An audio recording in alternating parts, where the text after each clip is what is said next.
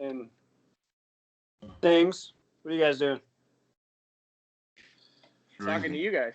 Oh, Yeah. oh, let's see. Chad, you look slightly homeless, buddy. Me? Yeah. What? Boys, Fuck you. this is join my pyramid scheme. So here in the mighty banks of the watery river. I'm not even drunk for this one. Yet. We're sipping on White Claw hard seltzer iced tea because it tastes good. I don't care what anyone else says. Yeah, I haven't tried the iced tea. It's the best. These are they're not as sugary as the other White Claws. We really got into White Claws while Cody was out here. Like I get back from jiu-jitsu and I would go to CVS, get a case of White Claw. I'd get back to camp at like 9 p.m. and then we'd take the White Claws out to the hot tub and we'd all just chill in the hot tub and drink like White 3 Claws. hours. Yeah, for like 3 hours. We were not getting a lot of sleep while the Pooses were here. It was so much fun. Makes sense that Poos would bring the White Claws to you guys. Sounds about right.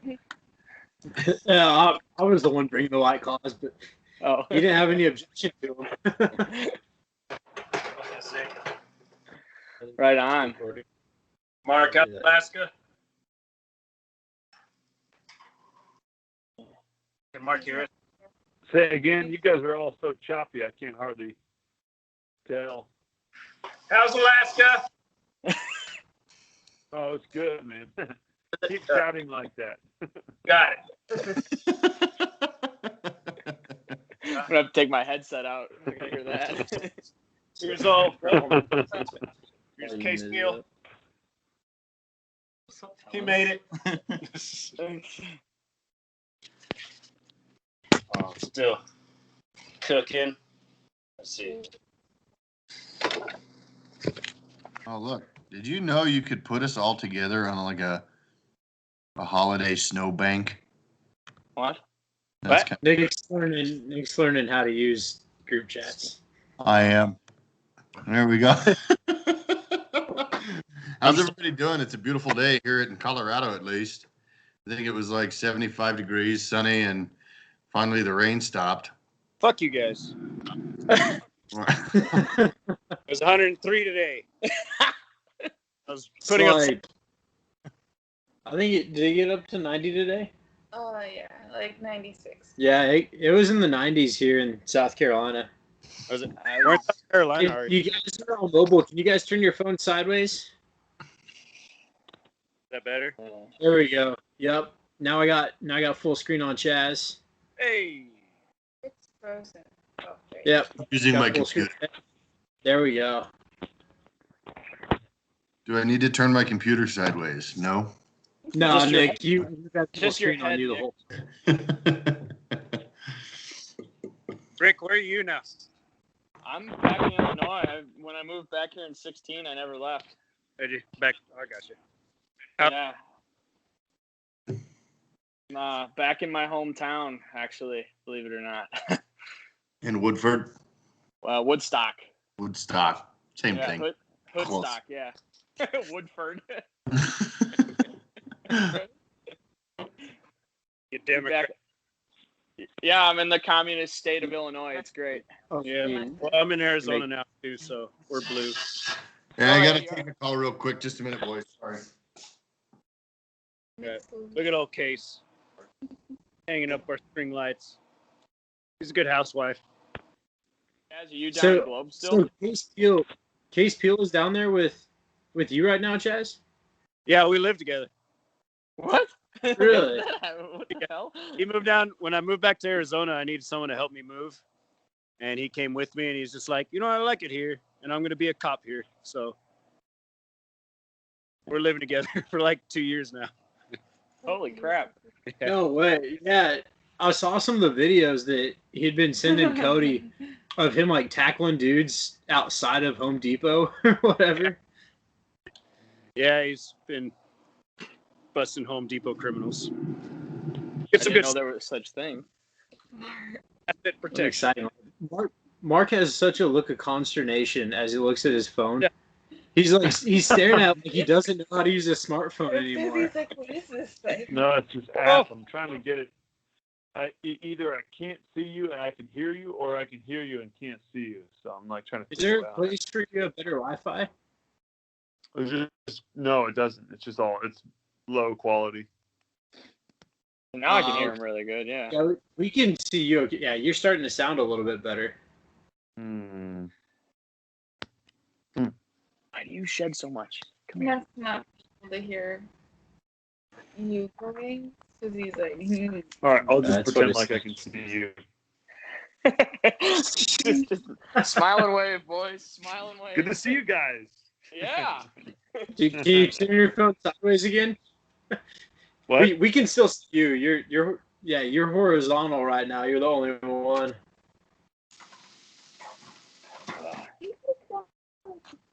There we go. Yeah. and then you don't have to use this. All right, Chaz, are you back in Globe? No, I'm in Phoenix. I go back and forth from the ranch and with this solar company. Oh, you're working for a solar company? Yeah, we do like big commercial stuff. You liking it? Yeah, it's not bad. It's Good. interesting. Yeah, How's Kinda- a lot, but the how's solar. your fam? Huh? How's your fam? They're good. He's all grumpy all the time, but as usual. Mom's doing Uh-huh. really well, actually. Good. I Yeah. saw your sister got married and everything. Mm-hmm. Yeah, Good. he's a good guy. Oh, be sure to tell Portia I say hello. Will do. She misses It's been all you years. guys. It's been a long time. Well, what is everyone drinking right now? Coors Light. Yeah, Banquet. banquet Crown. out of a Corblund Crown. koozie. A little bit of milk right now too.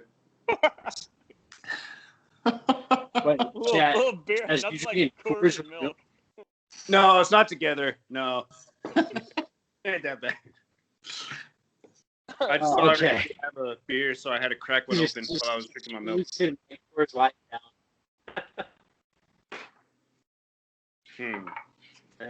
Wow. Mark, how's Alaska, Well, man? It's good. I'm just here for a minute, or I just got back like 4 days ago, and I'm going to be here for another like week and a half, and I'm gone. Where you headed? Or can you tell us where you're heading after that? Or is Yeah, I'm going to Colorado for leave for like a month. Then Nice. I'm going to Hawaii. Oh, My man. that sounds awful. Yeah, someone's got to do it though, right? Yeah. Man. Well, good for you, man, and congrats on you and Lindsay too. I got the invitation, but of course work swallowed me whole for that whole entire duration of that summer. So No worries, it's a good time. yeah, it looked like it. Oh yeah. What should we in the beginning talk about how the Sugar Shack came to be? Well, One more time, Kyle. I said, should we go back to the beginning and talk about how the Sugar Shack became to be what it is? Or what it Yeah, was? Yeah, I'm yeah, down that'd for be that. good. I can tell you who it started with. Yeah, let's go right back to the birth. We want the placenta and all. Oh God. Ooh. Well, that would be Kendall Peter. yeah. And old Colton. Colton Schaefer, yeah. Yeah, I was surprised Oh, he wasn't on Colton here. I guess Schaefer, theoretically he should be on the call. Where's Colton? I heard he's in. Well, Nick, didn't he say at the wedding he was working in Boulder as a fishing guide?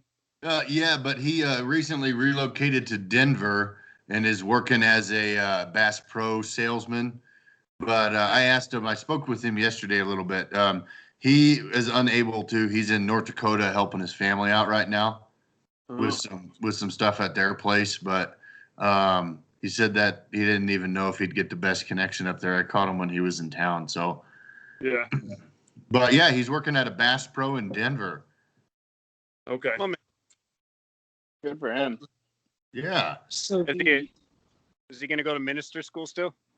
No, so he actually did Focus, which is like a Catholic missionary thing on college campuses. And after he got done with that, he was a fishing guide for a little bit, moved to Boulder, was a fishing guide there, and then ended up moving to Denver to work at Bass Pro. And he actually has a girlfriend now of about 6 months. Wow. Nice. Yeah. Good for him. Yeah. Oh, And you've got a girlfriend almost of a year now, Nick, don't you? I do. I think we're coming up on 9 months here. I've got one for 6 right now. I'm single, baby. Hey, me and Case just living life. Chad, I still remember that bet we made in Vegas when we went to the national finals. What was it? $100, whoever gets married first. Oh, really? Which Well. week? Or did Mark lose then? Well, No, I would have Mark- won, He would have won. but I wasn't in on it. I don't think. Yeah, he wasn't. It was, I can't remember which trip it was. Am I supposed to be sending the money right now? I don't know. No. You It guys was the can year, split it. It was the first year me and Chaz moved in together. I went with Chaz and my best friend from back here in Illinois, Ben Sass. Oh, Ben. Yeah, big Mark Ben. was like, I'm gonna pay for my drinks tonight. Where am I gonna get $100 if one of you guys gets married? Yeah. I forgot we all went to the NFR like 2 or 3 years in a row. Yeah, I think the original Sugar Shack was Kendall Peter, Rick Lefevre, Colton Schaefer, Chaz Erickson, and then I was an honorary couch sitter. You and Tracy Zimmerman. Yeah, I slept on the couch a whole lot of nights. I miss that guy. Yeah. I think when they first moved into the Sugar Shack, I was unable to go to bars because I was 20. Yep. And so my designated job was, you can stay here as long as you want and we'll buy you booze.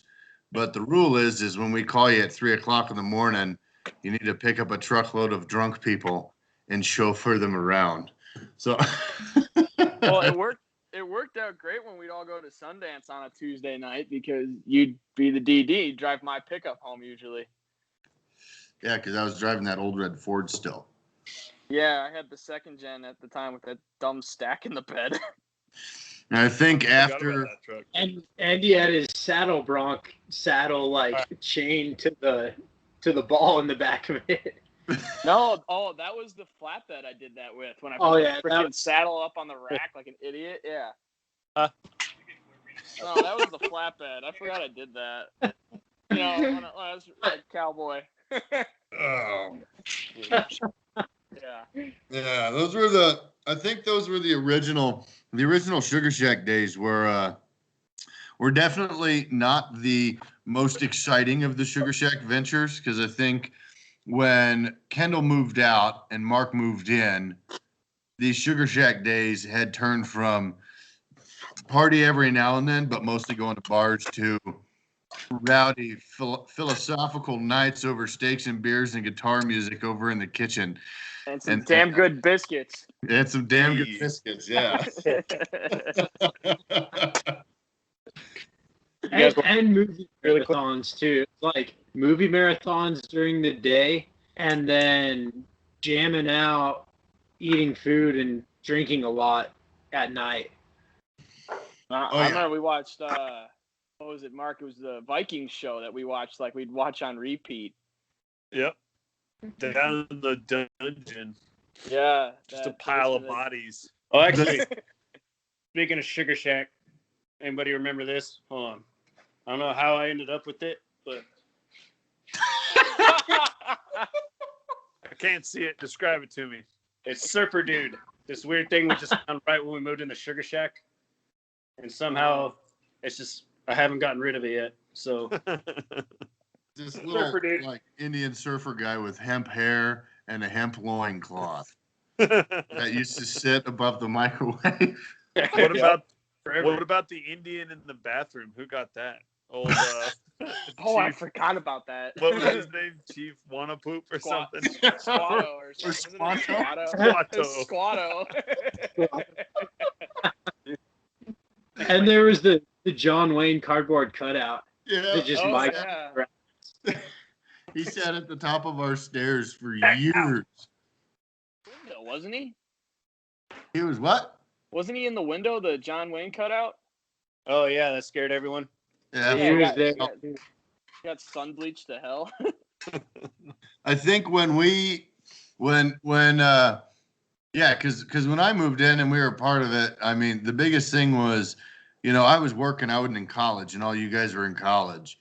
And I'd come home and, Mark would be sitting there with a warm case of beer downstairs, and I'd come downstairs and he'd go, "You want to watch some Vikings?" And I'd go, "Yeah, I'll watch some Vikings." And then Chaz would trickle in, Rick would trickle in, and Colton would trickle in, and we'd all end up sitting down there in our underwear watching Vikings for hours on end on that. Yep.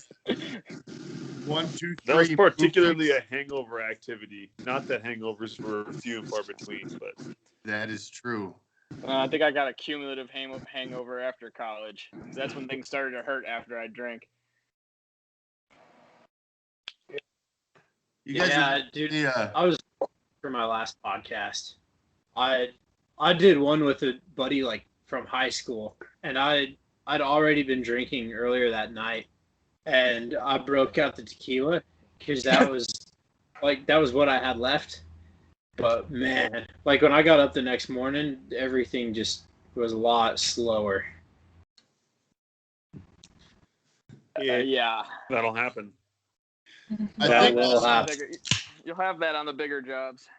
I think one of the funniest things that I have to recollect was I was single when I lived at the Sugar Shack, and at the time we, to meet pretty ladies, Rick made the suggestion of just go hang out on campus.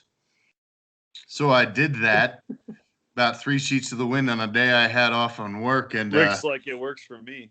yeah, it didn't work for me, Pretty unfortunately. I get it. I get it. I was no Unfortunately, it saint did. in college. I know. But I remember this guy coming up to me and he goes, "Did you hear this place is having a party tonight?" He knew Mark. And I said, "What place is having a party tonight?" And he goes, "Well, Nick, it's called the Sugar Shack." And he didn't know what our house was called. And I said, "Oh, are they?" And I'm sitting there and I was like, "Oh, that reminds me, I should go pick up beer." And it was actually our Halloween party.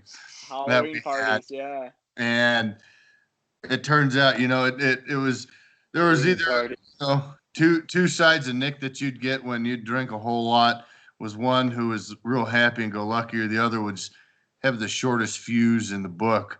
And I remember these kids threw a pumpkin down our stairs, and I chased them down the block, and then I ran to the house and broke the party up because the poor old lady next door told me that she was going to report it because that was just rude of what they did. So I ran in there in a bunch of fury going, "Get out of my house!" I do remember that quite well, actually. Yeah, and it was not really a good success at the end of the night because the Halloween party we threw the year before, we ended up waking up with some guy. He was sleeping on our couch, and there was glitter everywhere. It was the year of the deer, and these people would wear deer costumes and have glitter everywhere. I mean, deer don't have glitter on them from what I see, but I remember waking up. We all went to breakfast with a bunch of Colton's military buddies, and this guy comes up. He's wearing like a FIFA or a soccer jersey, and he goes, "Best Halloween ever." And I was standing in my underwear in the basement, like, who are these people who are sleeping here?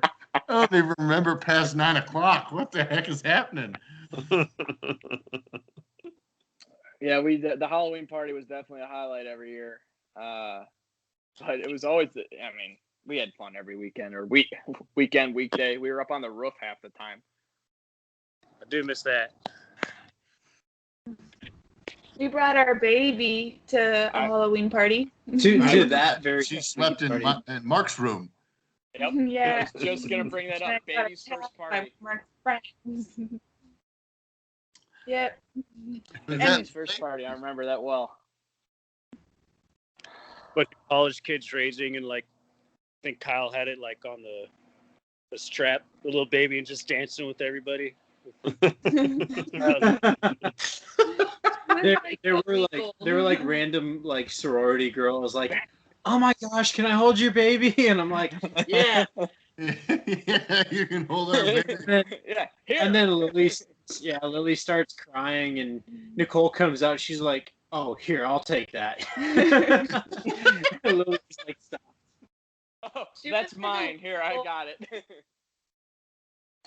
I was like, yeah, you can hold her, and then I like took off to go grab another beer or whatever. One of my best friends was in a sorority, and like those girls came home later, and they were like, "Oh my gosh, this girl brought her brand new baby to this party." And my friend Sarah was like, "Oh my gosh, that's my best friend. How was she? What were they doing?" Like, she didn't care that there was a baby. She was like, "I know that baby." The whole campus knew that baby after that party. Baby's Oh first, man. baby's first rate. Baby's Yeah. first party. Wasn't that the year Cody brought Grace as the bomb dog? Oh yeah. Yeah. Or a Arabs. camel. Kyle was a camel. Year before that. Yeah. Yeah. The year before that. So yep. I think that was before Mark. Yeah, it was before Mark moved in with you guys. I thought. So that was Kendall era. Okay. Yeah, me and Cody both came as terrorists, and You we guys like wore Jaeger bombers. over it. And we brought Yoder. Yeah, Yoder was there too. But Grace fuck is the Yoder. bomb dog. Kyle, I know we talked about this when we talked last June, but when you hucked Yoder onto our back deck and we forgot that the slats had been taken out because our crazy homeowner was rebuilding this deck, and that dog, I forgot what he did, but you just like popped the door open and like hucked him, and we all were like, "There's no slats in the deck," and that dog went right to the ground. He was fine, but. I tend to believe that Kyle knew there were no slats. So I don't even remember doing that, but Kendall brought this up because I told him that I was going to have you guys on the podcast. He said, ask him about the janky back porch, that time when the neighbors had an altercation and the dude slashed tires. And then the other thing he mentioned was something we already talked about, actually, the pumpkin down the stairs. Yeah, the pumpkin into the drywall, yeah. Yeah, I was out for blood that night. Nick, do you remember me and Ryan running with you down the street? Not really. I don't remember a whole lot from that evening. Yeah, we made that. You took off screaming at him down the road. Me and Ryan Foreign, and I think my buddy Zeb or Ben Corchado all came flying after you. And you caught that guy. He hopped the fence in the backyard. You made the left and then the right. He came over the fence and you had him. You remember that? I remember having him because I remember I was about to hit him, and somebody took me to the ground, and they were like, "You can't hit this kid. He's so young." And I was just like, "He threw a pumpkin down our stairs. I know it." And I remember talking to Mark the next morning, and I was like, "I swear, this kid, he was wearing a semi-pro thing, and it was an ROTC kid." And I remember Mark confronting him in PT, and he goes, "The next time you throw a pumpkin down somebody's stairs, you should, offer to fix it or apologize." And this poor kid, Mark was saying he had like the fear of God in his eyes because Mark was, I mean, Mark's a very muscular man. He's a good-looking guy and very intimidating. Thanks, Nick. But, we had, I mean, some of the time. For those of you who are listening to the podcast on audio, you're not watching the video, Mark is like 5'0" and redheaded with freckles. Lot of freckles, yeah. Yeah, I've never even heard a girl describe me like that. Nick. He's like really short with beady little eyes. Yeah. Like Danny DeVito with red hair.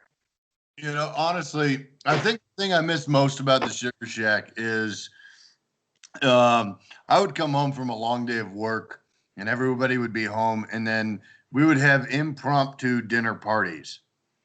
And I remember the one night Mark goes, Nick, you're going to grill the steaks. And I said, okay. And I got caught up on a phone call. So I stuck them I on the remember phone this. back to the grill. Dude. And I was like, these steaks will be medium. I'll be fine. I put them on a warming rack. Mark comes out and goes, you check them steaks. I said, I know what I'm doing. And I'm on this phone call completely distracted. And I bring them all in, and Chaz eats his steaks this way to begin with. So he wasn't having a problem. But the other 22 people that were sitting in around our kitchen table all got well done steaks. And I mean, well done. Mark kind of cuts into his, and he goes, I ought to eat boot leather instead of this. Oh, yeah. I remember that. And I remember looking across the table, and I was like, I was on the phone, and he's just like, I offered you help. And I was like, I don't want your help. And I was all sour about it. But anyways, everybody ate. We had a good little dinner party. And then afterwards, Mark would break out his banjo. I'd grab a guitar. Chad grabbed his guitar. And then we'd all just sit there. And I mean, if you've ever seen. Would grab an assortment of 1 of 10 instruments. Yeah, no kidding. I wouldn't be surprised if he came out. I mean, he had that trumpet, and he had a ukulele for a while, 3 or 4 guitars. Mandolin. It was just, oh my gosh. Yeah, the mandolin. Yeah, I forgot about that. Yeah, and I just remember we kept trying to sing 7 and 7. Oh, he was born in the morning, late October, San Antonio. But we'd all be so dang drunk, we'd all be playing on a different verse at the same time. And it was the worst rendition of that Turnpike song I'd ever heard. But it was the best time around. But we were doing it. We were doing it. We were doing it.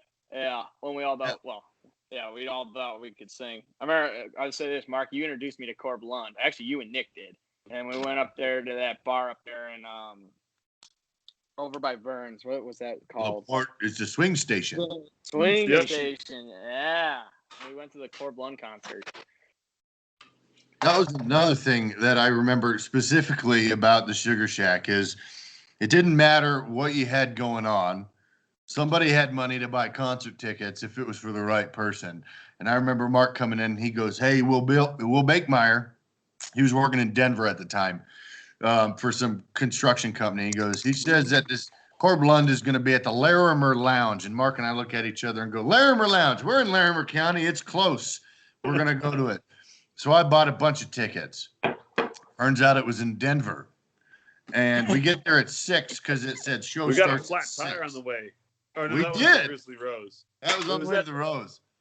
Never mind. Yeah. Yeah. We get down to this place, and we walk in, and there's like 3 people in this tiny hole of a bar. And we're like, when's Corb come on? They're like, oh, yeah, sorry. It's like a little festival. There's like 6 people in front of him. He comes on at 11. Oh, shit.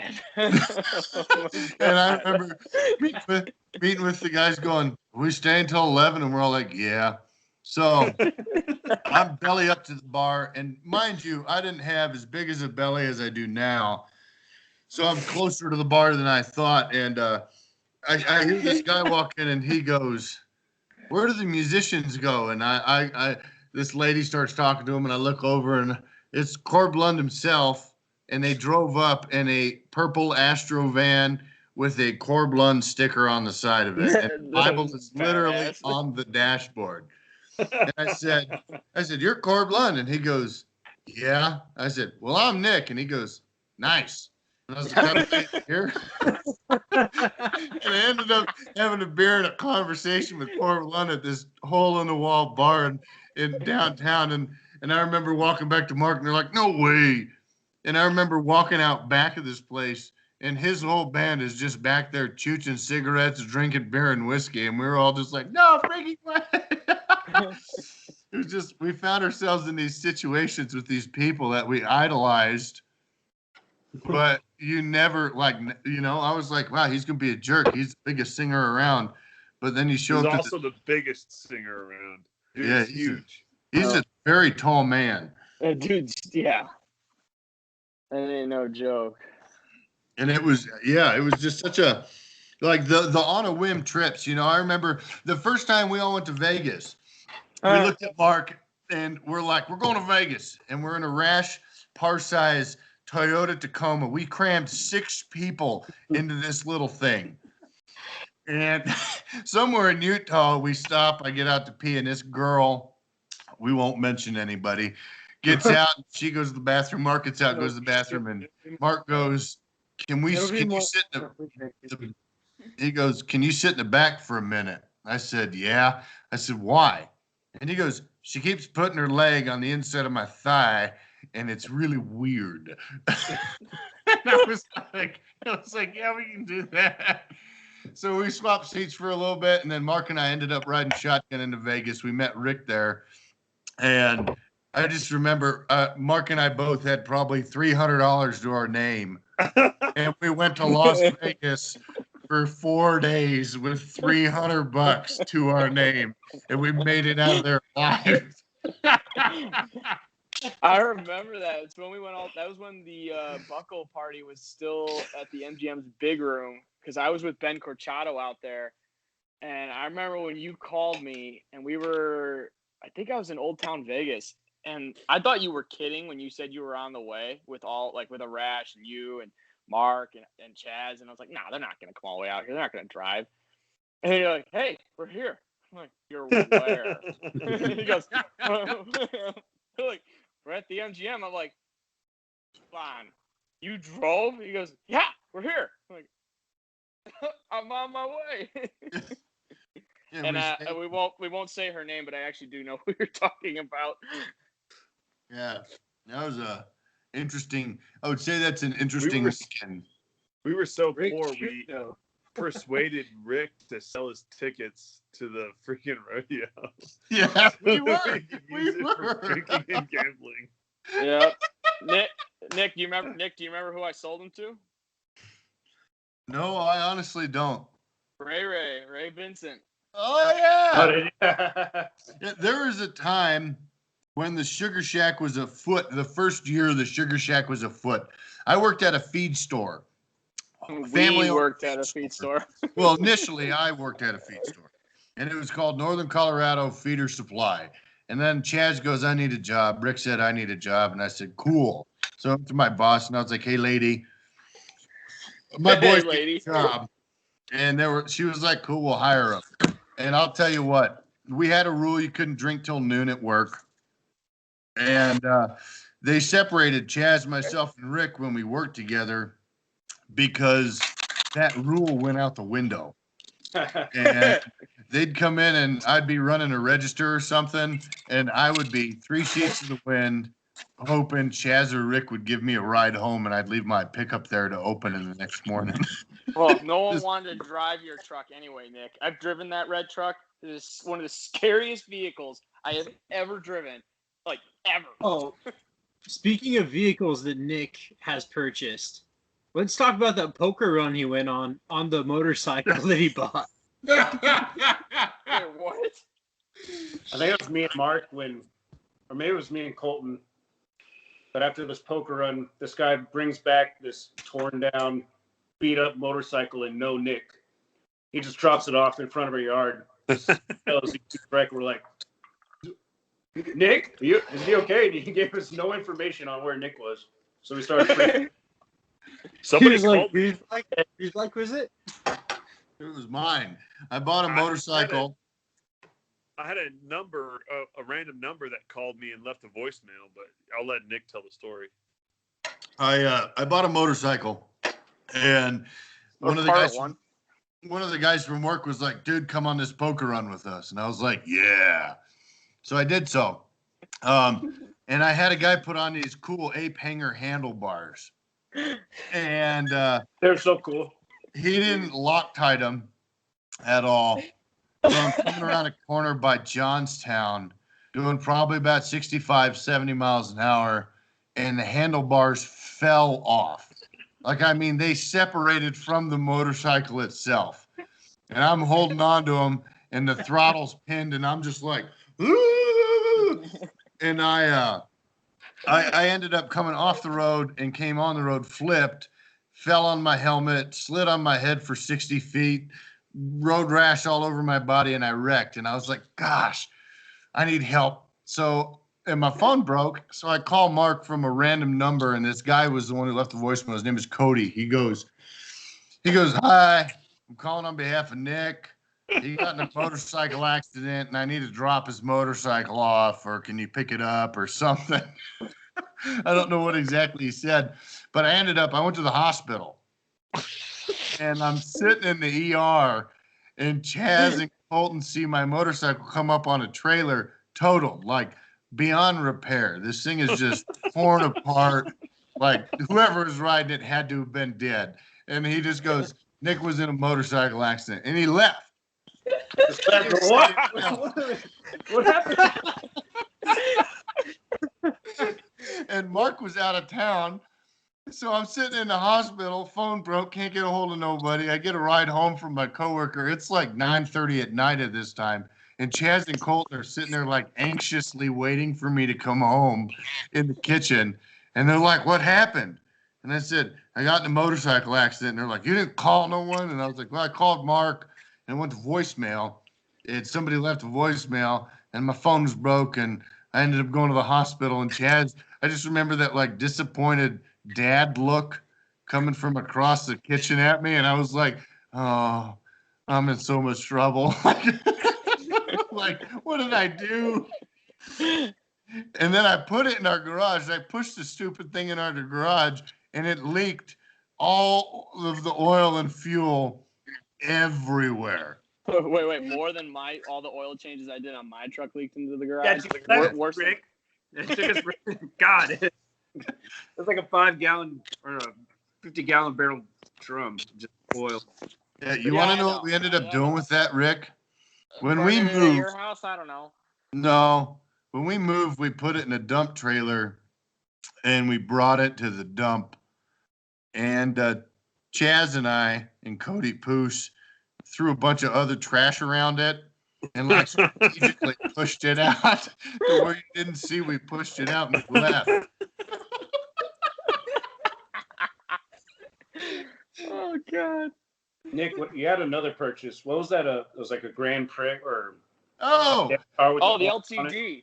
The LTD that you whacked the pheasant with like 2 days after you bought it and ripped the bullhorns off of it. Yeah, Mark will know this car. It was a 1990 Crown Victoria LTD. And let me tell you, this thing was great. And I went and bought a set of horns, and I literally used 2 exhaust clamps, and I strapped it on the hood. I was there. I helped you put them on. We bought them at Boot Barn down there off Harmony. Right. Well, it ended up breaking, and it sat in front of our house for so long that the city of Fort Collins gave us a notice. And I remember Mark and myself came home real inebriated one night, and I ended up jumping all over the car. I put a big dent in the hood, dent in the roof, dent in the trunk. Well, you bought that car from Cody, right? I did. Yeah. Yeah, Me and Cody got a dirt car. Steamboat Springs, and Cody jackknifed on that pass that's going to Steamboat Passes. Raberdeen was crazy. Yeah, I had a lot. Yeah, but he was gonna have it for he was gonna get it as a derby car. Ended up selling it to Nick instead. I remember telling Michaela, I don't know if you remember this, Mark. It was about it 2 handled weeks. like a boat. Oh, it did. It was about 2 weeks after I bought it, and I remember it had this custom speaker deck in it, and I plugged my phone in, and we were listening to George Jones, He Stopped Loving Her Today, and it was myself, Mark Kanda, Robert Kanda, and Cody Poos. And we're sitting there kind of booze cruising, and I'm at a stoplight at Mulberry and College. And this lady pulls up next to us, and it is just 4 men in a car with horns on the hood blasting the most depressing country music song you've ever heard. And all of us just looking over at her. And this thing, when you would turn, you'd think it was going to flip because the suspension was so soft. It just like would shift, and you just you just rock back and forth for a quick minute as it straightened itself out. Yeah, I was yeah, it's kind of amazing how we actually ended up, all of us came out of there unscathed, especially old Ben Maestro doing some sort of tactical slide down our gutter that one night. Oh, God, I remember that. Fuck, I remember that. I don't remember. I totally forgot. I totally forgot about that. You were usually there. That was crazy. Oh, he Trash cans. go off the roof? Yeah, I don't know. Well, yeah. He went well, off so the you gotta roof fill me in on sliding. this. I don't.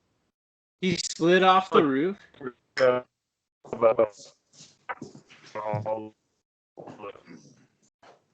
Does Mark sound like he's underwater to you guys?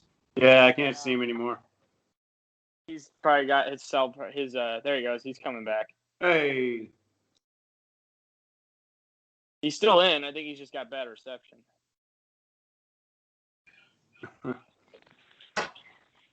There he is. Hey. No, all right, now he's gone. Okay. He's gone again. Okay, so what is this story on Ben sliding off the roof? I think he climbed up. I was not there. I was inside the house when this happened. He climbed up like the water drainage pipe. It was one of those rampage moments. Mark knows it, I think.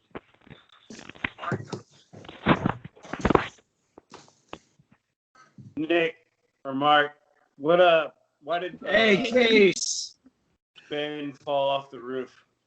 Oh, he didn't fall off the I roof. don't He didn't remember. fall off the roof. It was Mark, myself, Ben, and then Austin Moray. We're on the roof, and we were like, hey, Impeccable memory, bro. you should slide down this gutter. And Ben goes, I'll do it. And we're like, no, you won't. I just feel like Ben's not one for peer pressure, though. I don't think it was peer pressure Made at us all. feel like we couldn't do it, but he did. I think he just offered it up, honestly. And I remember he slid off it, and it ripped part of our gutter off the top. And we told our landlord that there was Rob, a real, fucking Rob. yeah. We told our landlord there was a real big wind event, and it ripped the gutter off the side of the Those wind events, you know. That was the same Okay. night we went for a walk, and Brought that dude home. Ben, no, Ben had a habit about him, and he Oh, would, the in the street is that one? I don't know. I know he had a way about him when he'd get to real heavy drinking, and I remember sitting there and we walked by these people's mailbox, and Ben ran over, grabbed the mailbox, and shook it into submission to where the mailbox came out of the ground. And we threw it into a pine tree in their yard. Yep, I was there for that. Yeah. Jesus. You That know, was and an we also It was one of the most fun nights I had. we also had a night where we all woke up the next day and there was a City of Fort Collins stop sign in our front yard, and no one knew how it got there. I remember that too, yeah. Do you guys remember Luis, our next door neighbor to the north? Luis, Yeah, oh man. when the day when freaking first time I ever heard Chad say El Migra. Oh, La Migra. La Migra, when the freaking La Migra showed up, and I forget who I was sitting on the roof with. I think it was Kendall. I think this was before Mark moved in. Me and Kendall were post class sitting up on the roof having some beers, and Chaz was coming in the house, and a whatever you call it, a like ice vehicle pulled up the street, and Chaz was walking. He goes, La Migra, and he walked in the house. I'm like, what did he say? And all of a sudden, you saw like 4 or 5 people bolt out the back side of Luis's house, hop the fence, and take off for the next street. I'm like, what is happening right now? And Kendall is laughing his ass off. And Chaz comes up the back deck, and on the river, he goes, La Migra is here. And I'm like, what is that? He goes, it's ice. I'm like, oh, got it. I remember Chaz got this inversion table, and if you guys remember in Friends how they had the corner where stuff disappeared, that was It was just there.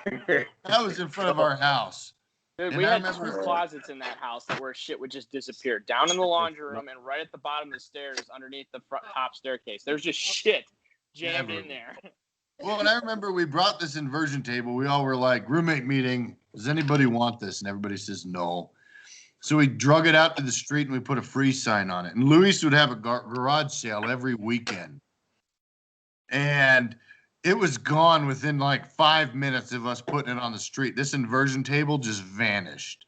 Well, we watched him drag it away. Then, like 5 minutes later, he brought it back out like $10. Talk to me. Yeah. He would take stuff from our yard that we'd leave there and he'd sell it in garage sales. Smart Was man. he the one, like they were always out in the front yard on lawn chairs? Like Yes. did he have, Kids yeah, and did some he of have the all the kids. kids out there? They were always in the front yard. Yep. He had the big Texas tattoo on his back. The whole state of Texas. It must have been Yeah. The big tattoo. I remember looking over do you guys remember when we had that raccoon in our backyard? Yes. This is when Mark first told me about the story of old Rocky. And he said raccoons like shiny things. So every time I'd finish a beer, I'd throw it into our backyard. And this raccoon would go and grab it and drag it over to where his little home was. When we were moving, I remember going back to this bush we had in our backyard, and there was probably 70 or 80 beer cans that this stupid raccoon drug to this bush from us throwing in the backyard. What was it? Margaret, was that her name? The neighbor to the south of us? Yeah, the older. Do you The remember woman, right? Stinky yelling at her? Do you remember that story? I, Nick, do you remember that? I do, yeah. Could you tell it? Because you'll tell it better. Yeah. We'll give a little preface. We were at Sundance. It was a weekend. And we tied one on pretty fierce. And Clint came up to Fort Collins with old Bobby. And I remember this guy. he was driving this POS 7.3 with like four different colored doors. I think it was maroon on half it. It was weird. Anyways, he blocks her in on the driveway. Because we had like 80 trucks. Yeah. Yeah, we had Chaz. Any given point there was like 10 vehicles parked at our house. Yeah. A little background on Clint. This was the night that some guy came up to him and said, "Where are you from?" And he said, "Bigsby, Oklahoma." And this guy goes, "I'm from Bigsby, Oklahoma." And he goes, "No, you're not." And he just clean clocks him in the bar. And knocks this man unconscious. I don't know who he was, what he was doing. He was from Bigsby. Clint was not from Bigsby. He said, "I'm from Bigsby, Oklahoma." Bang! Knocks him out. So we all leave the bar. We get home, and Clint, his driver's side window didn't work. So he backed through the McDonald's drive-thru on Elizabeth in reverse. And we get home, and he parks in front of Margaret's driveway. And I go, "Clint can't park here." He goes, "I'll move." I get out. I go inside. I go to bed. And I hear this at like 6:15 in the morning. And I come up to the door in my underwear. I open it, and I go, "Excuse you." And then she goes, on a guitar, banjo, amongst she go, 300 or 400 empty cans of beer. yeah. She At goes, least. "Nick, somebody's parked in front of my effing driveway." I said, "I'll go get him." And I went downstairs and said, "Clint," I kicked him. He's sleeping on a couch. He goes, "Yeah." I said, "You got to move your truck." He goes, "Okay." And he gets out there, and Margaret starts chewing his butt. He looks at her, and he goes, "F you, old lady." And he is like screaming at her, and she's like, "Excuse you?" And he's like, "You're an effing bad word, another real bad word, even worse bad word." And he moves his truck, and he parks it on the other side of the street. He comes back, and he goes, "I had to yell at that old lady." And I was like, I'm like, "No, you didn't." What? She ended up baking us brownies to apologize for her actions, and she wanted Clint to apologize. And I said, "He's not from here. He went home." I'll tell him, though. I'll tell him to apologize next time he comes up. Turns out he never did. And thanks for the brownies, by the way. Well, yeah, we Yeah, got a pan full were of great, brownies. yeah. You're still gonna eat the brownies. I mean, Oh God. Hey Nick, you remember my 4-wheeler in the backyard? Yeah, we had that. No, it was that moped who's chasing. No. I was gonna say, yeah. No, my Got it 660 running the other 4-wheeler, day. remember? That was when we were playing catch in the backyard, like with the giant party, and you were on the back with me. Just that was.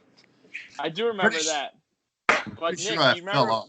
you remember pushing my 4-wheeler down the street so I could have you jump on it and so it would roll start so we could throw it in the back of that guy's van so I could sell it to him with a blown head? Oh yeah, yeah, you do. Yeah.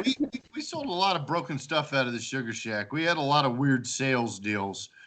Well, I think the biggest thing from the Sugar Shack that we take away from it though is one, the iconic parties we threw, and two was the impromptu dinner / music sessions, or the immense amount of Viking watching.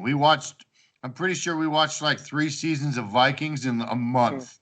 Yeah, well, it wasn't just Vikings. It was also Tombstone and Super Troopers. Super Troopers and Tombstone. Yeah. A little bit of Airbender too. That's right. We also Oh, yeah. used 1, 2, 3 movies a lot, and I remember watching The Revenant before it came out, like 2 weeks Oh, before it that's came out. right. You remember that? We're like, I trust do. me, I would see it. It 10 was out like of 10 would recommend it. every movie we'd watch was from someone's. I'm pretty sure that one was actually a good one. Cell phone, yeah. Someone's cell phone in a movie theater. Sitting like this, yeah, some pirated shit.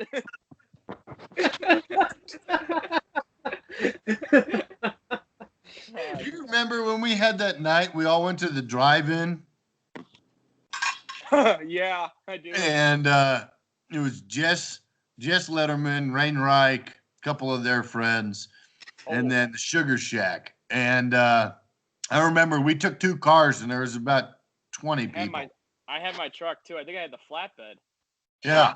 And I remember cramming like 8 people on top of each other in the back of Rick's pickup in the cab, and putting a blanket over them and paying for 2 tickets, and then cruising into the drive-in movie and piling out of that thing like a bunch of sardines. And we ended up seeing Spider-Man and something else, but it was just. Well, I remember Cody still had his black truck, and he brought his couch from his living room and put it up on the bed. Yeah. Yeah, it was like stadium seating. It Yeah, was. that's right. 10 out of 10 would recommend. Actually, I got a funny story about Brain at the Sugar Shack. She finally came clean about this one. Last time I saw her, like 4 or 5 years ago, when she was dating Brent Zimmer.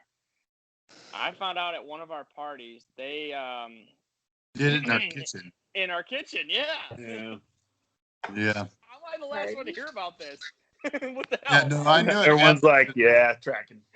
God damn it! Yeah, I came upstairs and I saw him through that How do you think those mirror. biscuits got so sweet, brother? I was hanging out on the deck the whole time. Kyle's in the back window, like Oh. something they ate. I was like, when can I come in again? Yeah, you're knocking on the door. Are you guys done? I'd like to come inside. I remember sitting there, and it was, I think it was, Mark, if you don't mind me telling this, it's going to be, you remember the beige story, right? How could he forget? Can I say it? Can I not say it? I'm asking. I think you're on mute. He's putting a dip in. Oh. Yeah, I think he would allow it. Okay.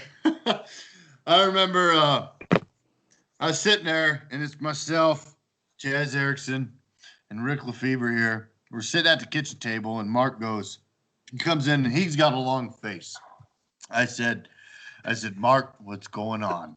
And the gal he was dating at the time, she's an amazing woman. Turns out Mark ended up marrying her. But we're sitting there. Turns out to be a classic mix-up. Classic mix-up. It was. It'll happen at your bigger outfits. Happens on the bigger jobs, yeah. That's right. And he comes in and I go, "What's going on?" He goes, "She's beige." And I'm Oh, a I little do under the remember wind with this. the alcohol, and I go, "What is beige?" And he goes, "You know the color beige?" And I go, "Yeah, it's like dull." And he goes, "She's beige." And I go, "Is she?" And he could never explain why. He couldn't explain why. Well, it turns out Mark, it was a classic mix-up, and he ended up marrying this gal. Beautiful wedding, beautiful couple, and make amazing children. But it was hilarious because we were sitting there, and it was just like I had never heard anybody describe anybody as the color beige. You know, you hear like blue or yellow, you know, like if they're afraid or sad, but I've never heard somebody go, "They're beige." I remember that was the first time I ever heard that as well. Now, And I Mark, was I like, will say this: in all the years we lived, in the 2 years we lived together, you have always had a way with words to make most people would have just said boring, but you said beige. It just and you did it a lot. And it was awesome because it just was fun. But what sticks with me is my grandpa from Vegas. His mind's going, but he always brings you and Chaz up constantly. Oh, really? I don't know why, but for some reason he remembers you and Chaz every time I go see him. I've recent years obviously because of the missing year we had last year, I didn't get to see him, but years prior, we'll have our dinner. He goes, "How's Chaz doing? How's Mark? I haven't, what are they up to?" I'm like, "Well, to be honest with you, I haven't really talked to him and since we That was some graduated." good spaghetti, man. Ah, it was. It was also a lot of wine, Nick.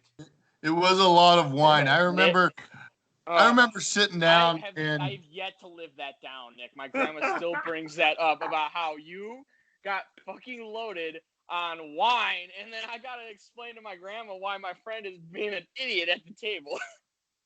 I remember sitting there and your grandfather was a big wine drinker too. And he looks at me and he My goes, grandpa would have one. "Oh, okay. He nurses one. Well, I was mispercepted at the time. But I Yeah, remember when my sitting grandma there and I cracked just the ate a second plate of bottle of spaghetti. Sophisticated. Yeah, we were inverted. But I ended up sitting there and I remember his grandfather looking at me and he goes, "You need some more wine?" And I was like, "Yeah, it'd be great." And I finished off a bottle of Chianti to myself. Like, and that's not the cheap stuff. They didn't escape on the wine. It was a very expensive bottle of Italian Chianti, and I drank all of it. And then I proceeded to drink the rest of another bottle, and we left there. And the last I heard from Rick's grandparents after he spoke with them was Chaz and Mark offered up real good conversation and were super philosophical. And your friend Nick drank all of our wine. And and I remember sitting there going, "Yeah, I did drink a lot of wine that night." I'm pretty sure that's the night that we ended up at a joint with some of the folks from CSU. That was an uncomfortable place for some people. Yes. Now that was when a rash got us that limo. It is. Oh yeah. And he fucking lied, and he told us we were just going to take a ride around the strip, and all of a sudden the doors pop open, and we're at a very interesting establishment. And he goes, "We're all going inside." I'm like, "No, we're not." And we all ended up going inside, and it was not fun. I did not enjoy that night. I remember Rick going. Chaz, do you remember that about the drinks? Do you remember the Nick drinks had- thing? Remember how I was in a state? God, I was so upset. Remember how upset I was at the whole deal? no one to take your hat.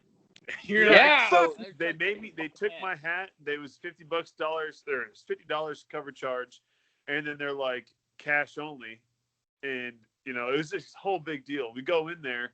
There's Rick Lefevre with his hat on. He got to keep his hat. What was that about? Because I fucking walked by him and told him to stick it. Yeah. Well, I was doing my best to tell him to stick it. Then we went up there and they gave us Vegas Baba you. Yeah. the beers were $16 a pop. Remember that, Chaz? I do. You see, Mark, You were calming me down. Like, do you remember that? All right, Mark. Let's look at some boobs. I had a different experience because we got up there and Rick's got the heavy wallet at the time. And Talking about it, and I was at the fucking feed store. we walk in there, and it's Arash and I get out of this limo, and we're like, all right, let's do it. And we hoof it to the door, and without talking to anybody else. And Rick comes in, and this guy goes, it's $100 for you and your friends. And Rick pays him the hefty amount. Arash and I don't pay a dime. And they go That's seat what us. I made that day. And they seat us in this VIP area. And then we see everybody else, like the other 9 people in the limo, get seated in this dark, musty corner, paying $16 a beer. And we're up there getting free drinks and having all these people talk to us. Me and Mark Audi in the back. we end up leaving, and Mark's like, I was so mad. It was $16 a beer. And I was like, oh, that's terrible. He's like, that was the time of my life. like you kidding? They gave us bottle service. Like we got a bottle of Jack Daniels to split. It was like my favorite part of that whole night was because I kicked them the $100 to get us in. I had no cash left, like none, and they kept coming and trying to dance at me, and I'd be like, "Sorry, honey." They'd be like, "Oh, you can just give me $1." I'm like, I can throw a couple nickels at you. I got nothing left. And they just like, oh, and you see him go dance with Nick, and there's Nick like just having a grand old time. That was the same weekend that Mark convinced me that this lady Arash was dancing with was a prostitute and out for money. God. And I remember I was so inebriated I could barely stand. There's a picture of it with Kelly Tichy and Chaz. And I'm 6'6" and I look like I'm 5'11", half bent over here. Totally forgot about that. I remember that. Chaz or Mark goes, she's a hooker in the middle of the MGM Gold Buckle party. She's a hooker. Don't take my friend's money. Turns out she wasn't, and I was in the wrong, and that was real bad of me to tell her that. But Mark was like, dude, she's trying to take Crash's money. And I was like, I can't let that happen to my friend. So I like come running out of the crowd, and I like get in between them. They're dancing, they're having a good time. And I was like, no. And Rash goes, why? And I was like, she's a hooker. And he goes, no, she's not. And I was like, she's a hooker! Like top of my lungs. And everybody around us like stops dancing and stares at me. And I'm the only one just screaming at this lady like, get away from my friend. You're not going to charge him money for sex. Like, this is not okay. And then Mark comes over and he goes, I think I'm mistaken. And I was like, oh, okay. And I just left. Mark and I just left. And I was time to go. It's time to go. I just yelled at this poor girl. And I wish I could apologize to her, but obviously I don't know where she is. I think she was honestly from Germany, is what we learned from Iraq. Yeah. Gosh, I remember the 4 of us shared a room. It was Chaz, Mark, myself, and Arash, and we shared a room. And I remember getting up, and we all had to take showers. And everybody turned the shower on, and it was like a locker room. Honestly, it was like a high school locker room. Everybody's walking around just in the nude, brushing their teeth, getting in the shower, getting out of the shower, using the same shampoo and stuff. And it was just like, I'm sitting here going, at 21 years old, I never thought I'd share a room with 4 dudes and continue to be like a locker room. It was the weirdest thing that I've experienced in a hotel room setting. It was a little strange. But what did we learn from it? Do you guys remember fun? you accidentally drank my contacts because I had them like. Oh, I did. You guys are like, can you use some water? He put them in water, and I thought it was a cup of water on the sink. I drank Mark's contacts, and he goes, hey, man, where'd that cup of water go? And I go, I drank it, and he goes, my contacts were in there. My stomach has 20/20 vision.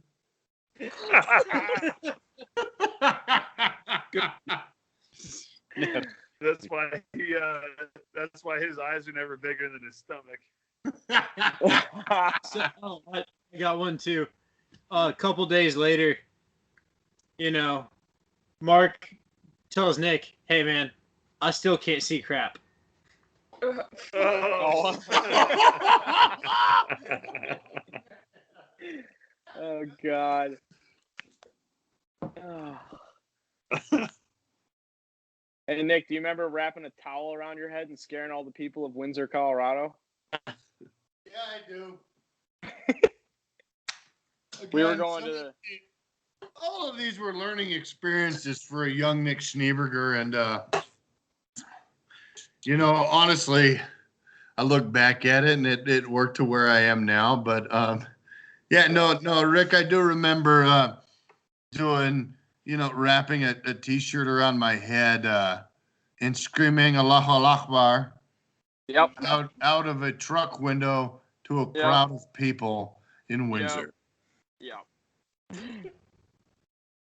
For backstory, we were going to the Windsor Rodeo. I was competing that night. Kendall and Nick decided to come with me, and they were bored. It's a bit of a drive up the mountain, and we're going through downtown Windsor, and he has a orange T-shirt wrapped around his head, and he is screaming "Aloha." It was in Granby. No, Aloha.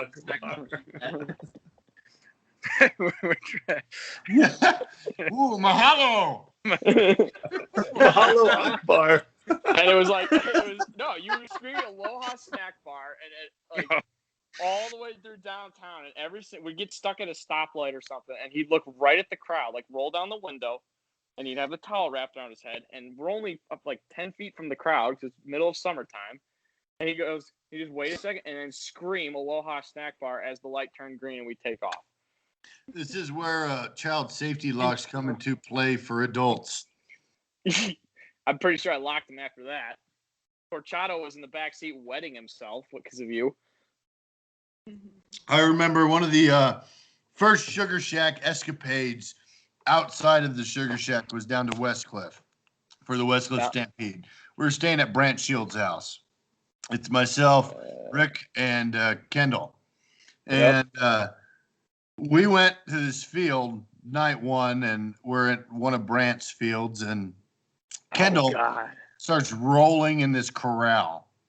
Yeah, that's a joke. And Brant's like, "You're knocking all the hay down," and they get in this fight. We break it up, and turns out it was literally in the middle of a corral. There's no hay in there. It's just tall grass. But the next night we proceed. When you go from 5,000 and something feet to 8,000 feet, alcohol hits you a little different. And I remember drinking a lot, and I was ready to go home. So I started going home, and I crawled through a culvert at one point and tore my shirt, and it just wasn't on me anymore. And so I'm shirtless, and this Ben guy picks me up, Ben Corciato, and I remember I made it to Brant's mom's house. No, you made it to the sidewalk in front of Brant's mom's house because me and Brant showed up about 5 minutes later, you sleeping on the sidewalk, soaking wet. I was soaking wet, sleeping on a sidewalk. And they took a picture of me and Kendall before he sent it to anybody else. He sent it to my mother. It was classic. He goes, "Aren't classic you Kendall Peter?" He goes, "Aren't you proud of your son?"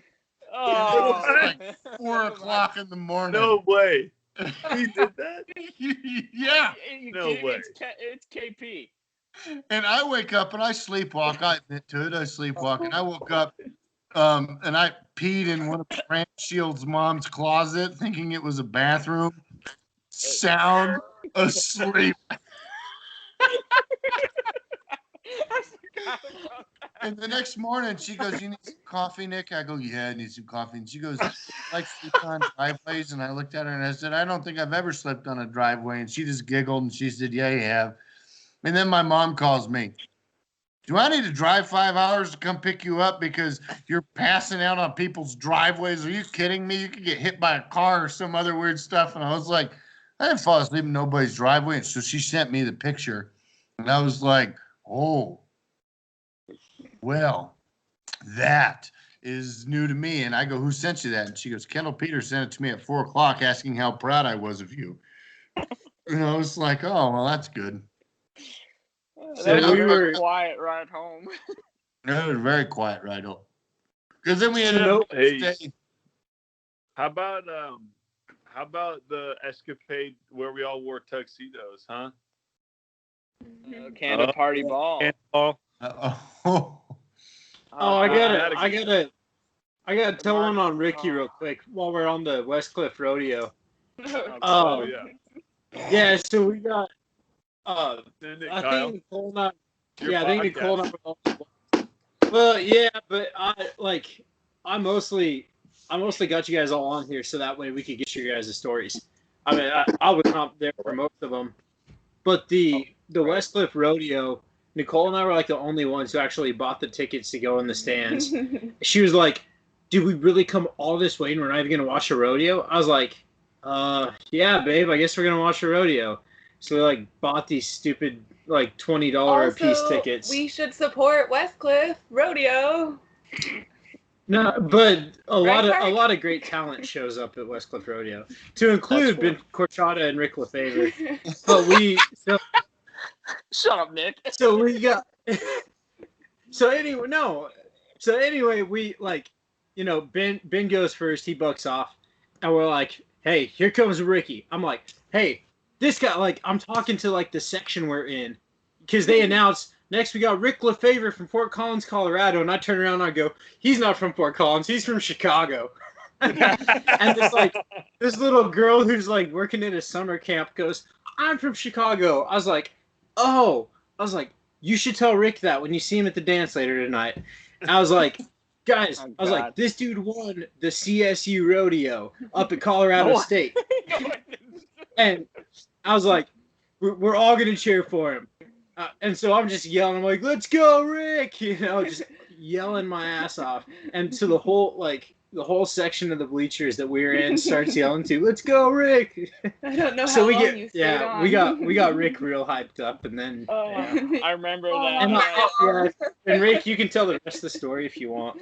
Oh, I remember it quite well. I drew Maple Leaf of Southwick, and I got to about the center of the arena, and I didn't get my feet out of the D's, and I was ejectocito cuzzed right over the front and did a big somersault and rolled right up to my feet.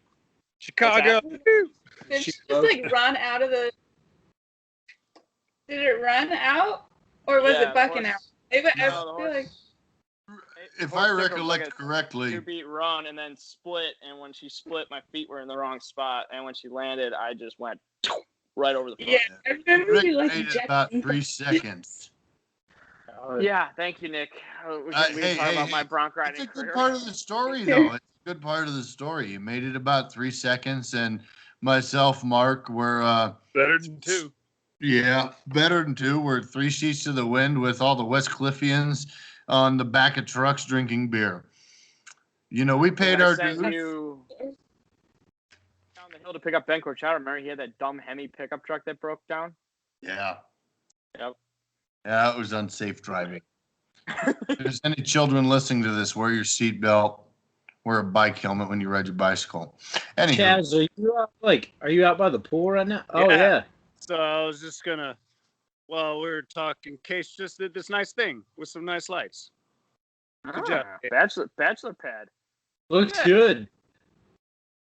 Yeah, I wish I had a pool. So we could do Sugar Shack reunion in Arizona. If you all want to come?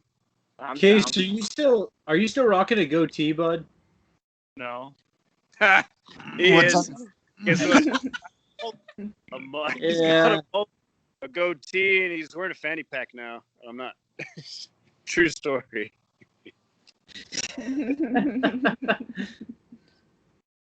But yeah, all right. So we got to talk about we got to talk about an event that took place in this little town. I can't remember the name of it. It is effectively the center of the universe, and it happens to be the place where everyone comes together.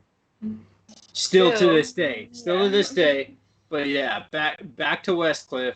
There was a time we all had to put on tuxedos and bring some pretty girls. And we didn't know that Nicole was pregnant with Lily at the time. I was exhausted. I was so tired. Unfortunately, I'm pretty sure I was working this weekend. Yeah, Nick wasn't there. It was Kendall, Colton, Chaz, and me, and Mark, and Cody. Actually, that was not... I had a blast. Just Letterman was there. Yep, I had a blast being at Mark's place, but actually that was not a super fun weekend for me. Believe it or not. Oh yeah, things did not go well with your date. No. But do you remember like it being in the middle of the day and we were all at the Silver Dome, like just the guys. We were all at the Silver Dome, just having beers. Not everyone was of age, but that's on that bartender. So You were.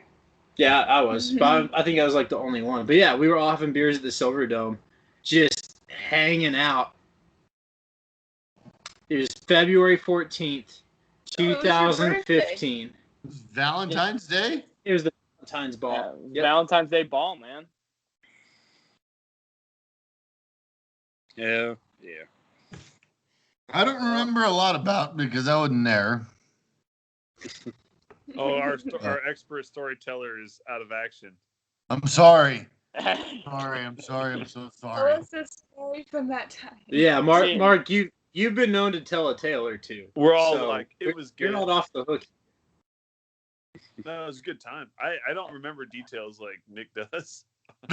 I mean, I can probably tell a few things, but I showed up late. Remember, I was a whole day late because I had to wait for my date and Kendall's date because I drove them both up there. Oh, And- yeah. I now remember That those night. two. They were not having it. No, I was not in a good mood pretty much that whole weekend. I was trying to have fun, but yeah, I was what was her name? Now, who are your dates? A girl named Stephanie Ball was the girl I was bringing. So like a I dark, remember like her, dark and I remember redheaded what the girl. other girl looks like, but I don't remember her name. Yeah, I don't remember her name, but she was like she came with Kendall, and I think Stephanie pretty much paid her to do that. Believe it or not. But I had like 2 days prior to us going up there, had told her that I actually liked her, like wanted to date her, and she was not having any part of it. Like, was kind of mad that I told her and like blah blah blah. You know, like I'm like, all right, well then don't come. She goes, no, we're still coming. I'm like, okay, whatever. But you killed a whole day off for me getting up into West Cliff, so you might as well come now at this point. But instead of like being my date, she went and hung out with your friends from Dakota Westcliff. Stewart. Yep. And bailed on me that whole weekend, and then I had to drive her back. I almost dropped her off by the max security prison on the way back, and just said, "Figure it out," because I was so angry because my truck broke down up there too. Ooh. I don't remember my steering stabilizer broke off when I was trying to get out of your ranch, but nonetheless, it was a Classic fun week. Dodge. Yeah, my classic Dodge. Any vehicle I owned in college, I spent more money on them than anything else, maybe besides beer, and Pendleton whiskey. But it was still a super cool weekend. We drug Dakota Stewart, Classy Bobby, and Caitlin Rusher out to that place. Like they. Oh, I know. Robert had like no interest in like showing up at a social event. Because I think Bob was invited, but Bob was just like, yeah, I'm not gonna be there. But anyway, yeah, I remember. So Dakota was there, and Manny too. But Yeah. some old lady, I can't remember who she was. Old lady, like, in a nice dress, sees Dakota. She goes, Dakota Stewart, what are you doing here? And he just goes, drinking. He had no interest in that conversation. God. But I remember having the fire beforehand. I got a picture of it up at the pad. We had a good time. We had the fire before, and then the night of was a great time. Mastro was there, wasn't he? Yep, he was. Yep. What was Schaefer there? I think Schaefer was there, wasn't he? Colton was there too. Yep. Mastro, I think all told, we had 19 people from Fort Collins come down, which I thought was spectacular. That was just great, man. And we had a good time. We went up and I don't know what all did we do. We shot. I don't know what else we did. I remember your is everywhere. Stood on horses. Oh no, that was Brant. That was Brant's dad that let me shoot that gun. Never mind. Sorry. I had a good time. Yeah, I don't know. It was a good time. Whatever. Yeah, it was like. Oh, you weren't there, Nick. I remember Mark was like, Nick, I need to go to Westcliff this weekend. And I said, you do? I'm your man. And him and I packed up. We went down to Westcliff, and we get down there. We saddle up some horses, and he goes, we're going to ride up Little Horn. I said, we're going to ride up there, huh? He goes, yeah, we're going to pack some sandwiches. I said, okay. We made a day out of it. We rode up there, and about halfway up, Mac loses his shoe, skins his leg up. We make it up all the way up to tree line, and him and I sit there, and I have a picture of it. It's pretty cool. Mark's standing on top of Rebel at like 13,000 feet, standing on top of this horse, just like glory of God, just being this own man up there. And, you know, we ended up drinking a few beers, having some stuff, come back down. And the next day we went up the Rainbow Trail, and it was myself, Chaz, Colton, and your sister, Mark, your sister. You skipped over seeing the Bears, Nick. Oh, yeah. Oh, yeah. On the way up. Remember what you said? Yeah, I don't remember what I said. You were like, I was about to grab man. It was a straight up like Lonesome Dove quote. It was well placed. You said something along the lines of grabbing your Ralph or something like that, like skinning your Ralphie on him. I don't remember what you said. What's that phrase? Yeah, I think I've got it. I remember we rode up and we seen a bear cub, and this little thing busted out, and we seen another, and there was a mama there, and I looked at him and I said, it was a Tombstone quote, and looks back and I said, to skin this smoke wagon. And he goes, you said something about what happens and see what happens. And he's this mama bear and these two other little bears ended up taking off in the woods, and I was like, holy crap. And Mark's like, that's pretty cool. We had that dog Cat Baloo with us. You're gonna do something, you're gonna stand there and bleed. Yeah, That was about what it was like, you know.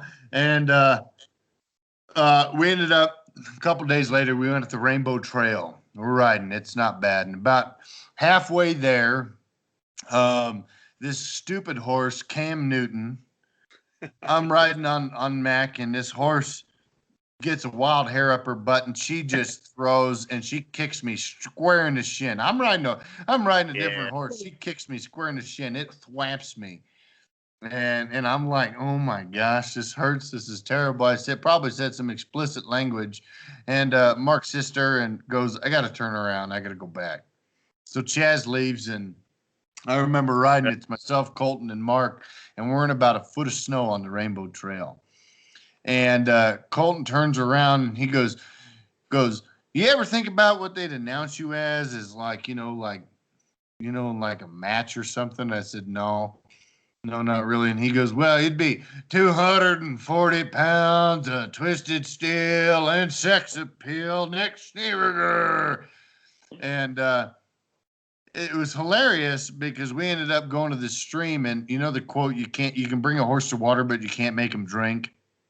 Mark took a picture. This horse I was riding was exhausted because he's just carrying this hefty man. Just not just a fat guy. I'm a little bit big. But I'm sitting there at this stream, quenched over in pain from getting kicked by this horse. And this horse, Mac, is just the most stubborn horse you ever seen. He just won't drink. He won't do anything. He's exhausted.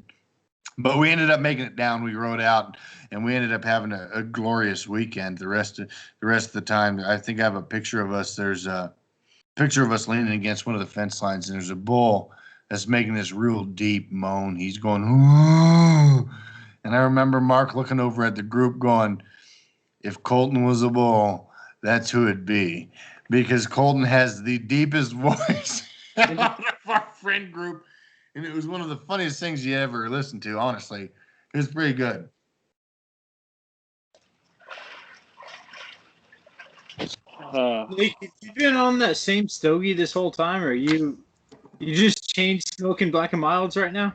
Yeah, Black and Milds they are. I'm about to move to pipe tobacco, but my man. You know, I got one or two nights that I just sit out and have a couple of cigars, and some of the bigger ones I just don't really enjoy as much unless I'm with the guys. And currently, There ain't nobody here other than myself. So, but if you can read a sign behind me, it's by Rocky Patel. It says, "Socialism stinks, cigars don't." Rocky Patel. So, but Yeah, Black and Mild pipe tobacco. That is the best way to enjoy Black and Mild. Really, is through a pipe. I think they're pretty good, honestly. I'm about to light up another. With my work schedule, it's pretty nice having a couple days off, and at least one of those days I like to spend a little bit of time having a. They're gas station cigars, but they're pretty easy to get a hold of. So, a banquet. I really, honestly, has anybody changed their drink of choice since the Sugar Shack? I can't drink beer anymore, so I only drink whiskey. Why not? I like to get a different beer every time. I can't touch beer at all. So I saw Mark was drinking a banquet. What about you, buddy? Me, Coors Light.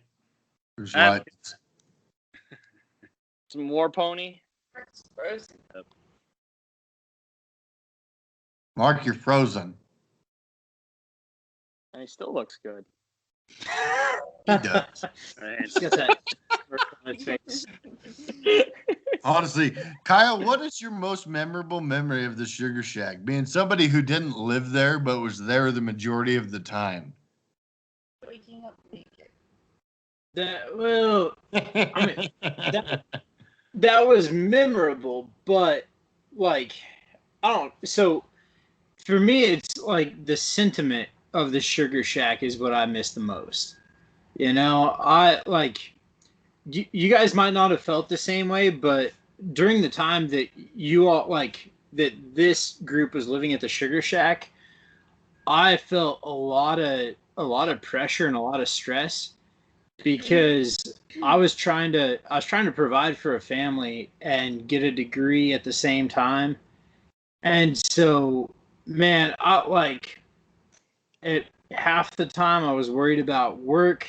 The other half time I was worried about my grades, and then to worry about me. And the third half of the time, which if it doesn't add up, it's because that's how crazy it all was making sure that I was still giving Nicole the attention she needed, and that we still had a healthy marriage, and that we were either ready to raise a child or figuring out how to raise a child. But for me, the time during which you guys were all living at the Sugar Shack was a time that I was just hoping I was going to make it through everything in order to kind of live the life that I'm living now. So that place was an escape for me, man. Whenever I was sitting there at that table with you guys and music was playing and there was something to eat and we were all talking about the things that really mattered in life, talking about God, or just talking about what kind of man you want to be. Those were the times that I truly felt like I was in the right place, And they say everyone throws around iron sharpens iron, and one man sharpens another. But that was a place where everyone was sharpening one another. We were there to all put our heads together and to figure out. And a lot of time we were pretty lighthearted about things, that's part of it. But yeah, when I was at the Sugar Shack, I was just there with other guys who were all trying to figure out what kind of man they were going to be and trying to figure out how to do right in this world. So yeah, I look back on that and I know I was in good company. Man, it's mostly the sentiment of the Sugar Shack that really resonates with me. Memorable moments, I love the parties. We had a great time with the parties, and I thought it just spoke volumes to the type of people who we associated with, because we could bring in a good crowd every time. I say we, it was you boys, but it was, it was all of our friends. Whenever we came together for a party, it was usually like 50 to 70 of our closest friends there. And I could go to a Sugar Shack party and know that I was surrounded by people I liked and people who I might not see eye to eye with. They maybe they'd show up and they'd either figure out that they didn't want to hang around or they would stick around and enjoy themselves after all. But yeah, that place was, man, it's always gonna be something special to me. Like to drive down Ponderosa back in back in Fort Collins. There's just none of it's the same now. It's not. There's still, It's not, I'm sure no.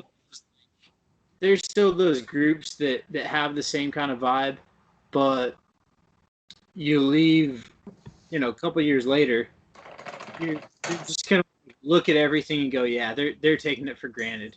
They're nobody that's there at Colorado State right now knows how good the times they're having are. And none of them know how good of buddies they have. Because looking back, man, I've got a very small number of friends who come anywhere near the friends that I made in college.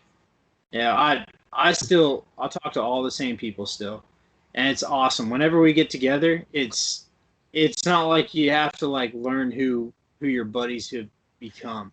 When I get back together with you guys, it's like you just pick up right where you left off. Everybody's still the same person for the most part. They're just doing something different than what they were at the time. So what is the biggest changes that have happened in your life since the Sugar Shack? I know a little bit, Rick moved back to Chicago and is a stuntman, guru, and Chaz moved back to Arizona and is, working on a ranch and doing solar. Mark got married. You guys have had a couple kids. Honestly, catching up, I haven't spoke to a whole lot of people since the wedding. I spoke to Rick after at a different wedding, which is actually where I met my beautiful, beautiful girlfriend. I've been trying to get Chaz to come up here for months. I'm working on it, man. but he's got the a biggest pool, difference, so we need to go down Kyle, I didn't see at Mark's wedding, and honestly, I didn't get a whole lot of time one-on-one with Mark because whether it was at the bachelor party, fishing, and doing whatever, there was a whole group of other people. What's everybody doing now? What's the change from our glory days of being back in the Sugar Shack, having not a care in the world, drinking 2 cases of beer a day to now that we're all separated and we're all adults, with parentheses or quotes, I guess. Very, yeah. When you said 2 cases of beer, I always just remember, not to change your question because I do like that question, but Mark, when you used to bring back that Genesee beer, Genesee, it was like a 30 rack of some garbage beer that we'd all just pound down because it was cheap and it didn't matter. Or Honey Brown. Honey Brown, that was the other one, yeah. Oh. I remember the first time Genesee will still get the job done, man. It was a 30 rack for $10? Yeah. Yeah, it was so cheap. It was bad, it was bad, but it didn't matter. It said beer on the front. It's like Genesee beer. White cans. It literally reminded me of most plain white cans. With the red circle. Yeah, I'll never forget it. I'm not kidding. I actually looked for it out here because when I found out I wasn't going to make your wedding, I was going to send you a 30 rack of Genesee beer, and I could not find it out here. I was so bummed. I'm like, I got to send him that. That'd be the only thing that would be worthwhile, that meant something, even though it was just a 30 rack of beer. That's how, I remember that case of beer, that type of beer coming through the house a lot. So, but I guess to circle back to Nick's question, my life has, changed significantly since college. I graduated, left, and kind of just disappeared. Came back 6 months. Ended up dead broke driving a truck for Fort Collins Lumber. Went back to being stuntman, and 5 years later, I would never expect where I'm at right now. I'm back in Illinois, and I'm running my own shows now. My dad handed me the keys, so that's awesome. Oh yeah, I never would have thought of it, but Yeah, I still talk about the Sugar Shack in my rodeo days. Like I don't know if Chaz and Mark know, but I quit rodeoing in 2019. I gave it up because I kept getting hurt and it just wasn't working. And you got to make a life choice. So There was a video of you that kind of went viral though. So back in Vegas, the one where you're like sitting on the bench next to the escalator, and you grab the escalator's handrail and like scoot close to that gal that was sitting on the bench. That was Houston, Texas, actually. I was at the Houston Rodeo. I was doing a jackpot in actually up in Fort Worth with a buddy, and he goes, "Let's go to the Houston Rodeo." And I went down there and I met up with another friend. And I will not lie, I can't claim originality to that. I saw that move on I don't know if you guys remember Vine. It was a dumb app that kind of like TikTok, but it was prior to TikTok. I saw it done on that, and I'm like, I'm gonna try it. And she was sitting there while we were closing down the bar there, and I sat down and tried it, and it worked. And the video worked. No, not like that. Not like that. Not like that. It worked. He got her. I didn't know. No. I meant that I grabbed the escalator and I slid across the wooden chair and it went viral. That worked. The other half, I didn't want it to work because I was growing up at that point. I know I was no saint in college, so I've changed my ways. At least I'd like to think I did a lot since then. So,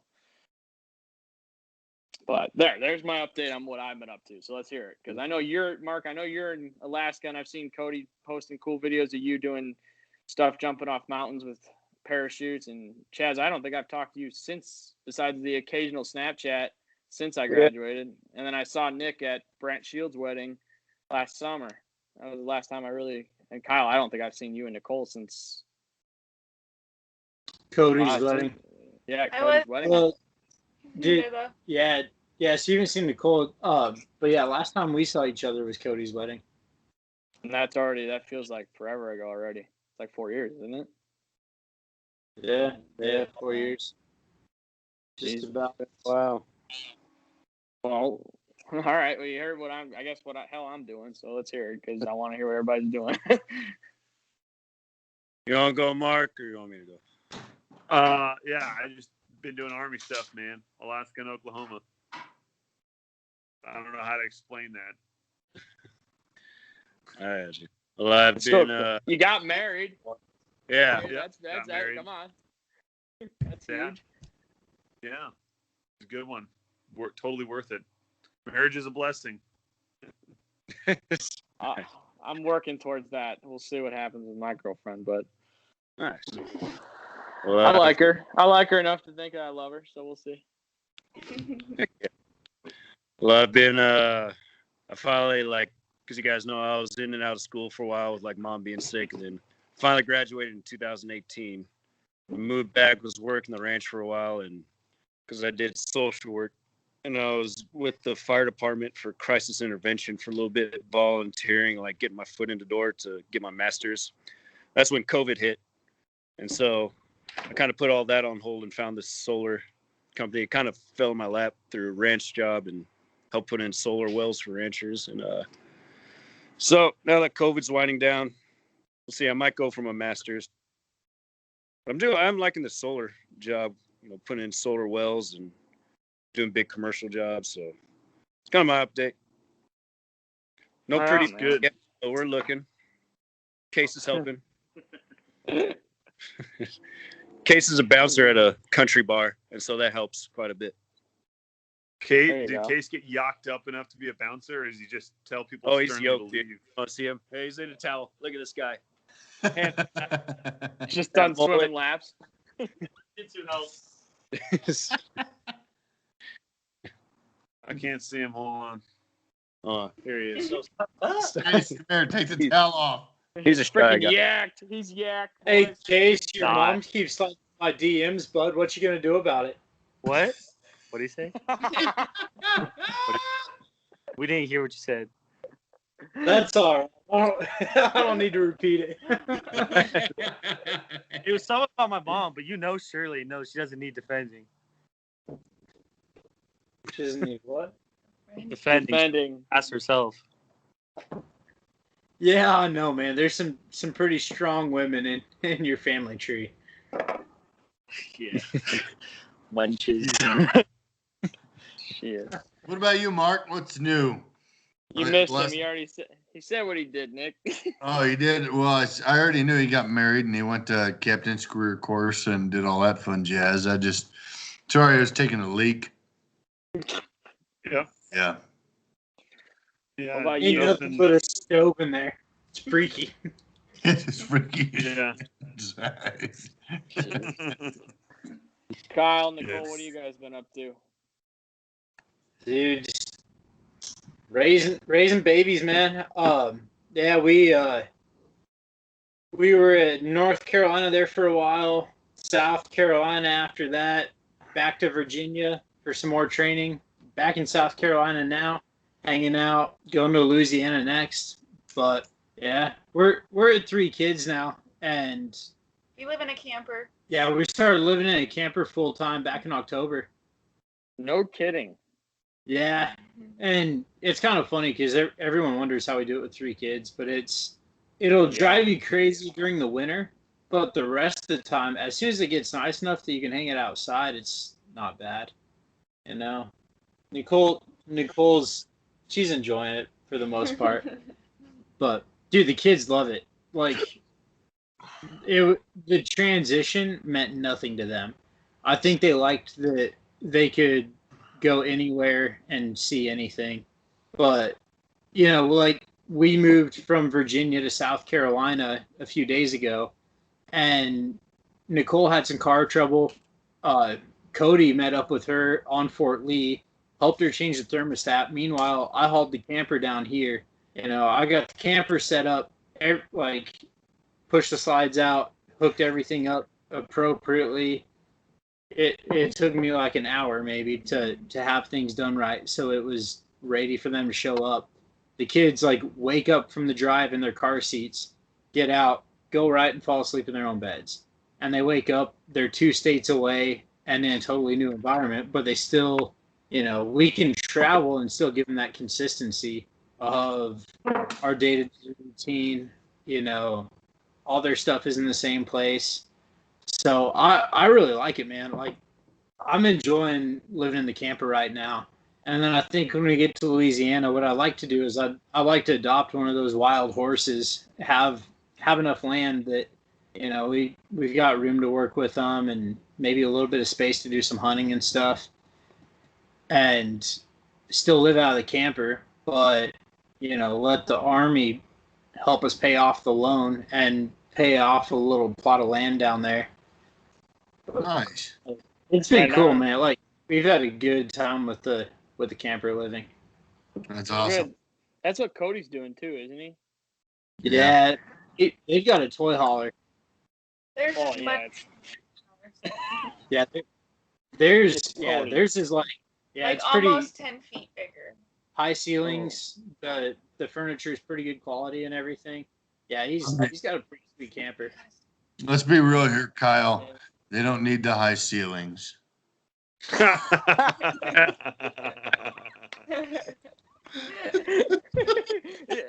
Oh, I missed the first. Fit in a pop-up. You can fit in a pop-up camper without popping it up. Oh, okay. Dude, I realized something, man. Cody's only an inch shorter than I am. That means you're short. It's not true. He's shorter than me, and I'm 2 inches shorter than you. He lies on his driver's license. Was he wearing No. lifts? We stood back to back. Then you're shrinking because Oh. he's shorter than me. He puts lifts in his shoes. Leave him alone. They stood back to back. Why would you? wanna Why'd you think- do that? I want to think of what the burn that I had a burn on him for being short, and that's when he was like, "I'm 5'8". I'm only an inch shorter than you." I can't remember how that all came up. I think maybe he's shrinking. Yeah. I hope not. If he gets any shorter, we're gonna have problems for him. Dude, we had some fun when they were out here, man. Like him, yeah. I just need to stop moving my glass, but yeah, him and Jess like crashed on our U dinette. Yeah, they're definitely shorter than us because they slept pretty comfortably here. Yeah. Yeah. But yeah, they crashed here in the camper with us like at least once or twice a week. And then Will Bakemeyer came down too, so that was pretty cool. You know, we all piled into the hot tub and heard about his depressing life.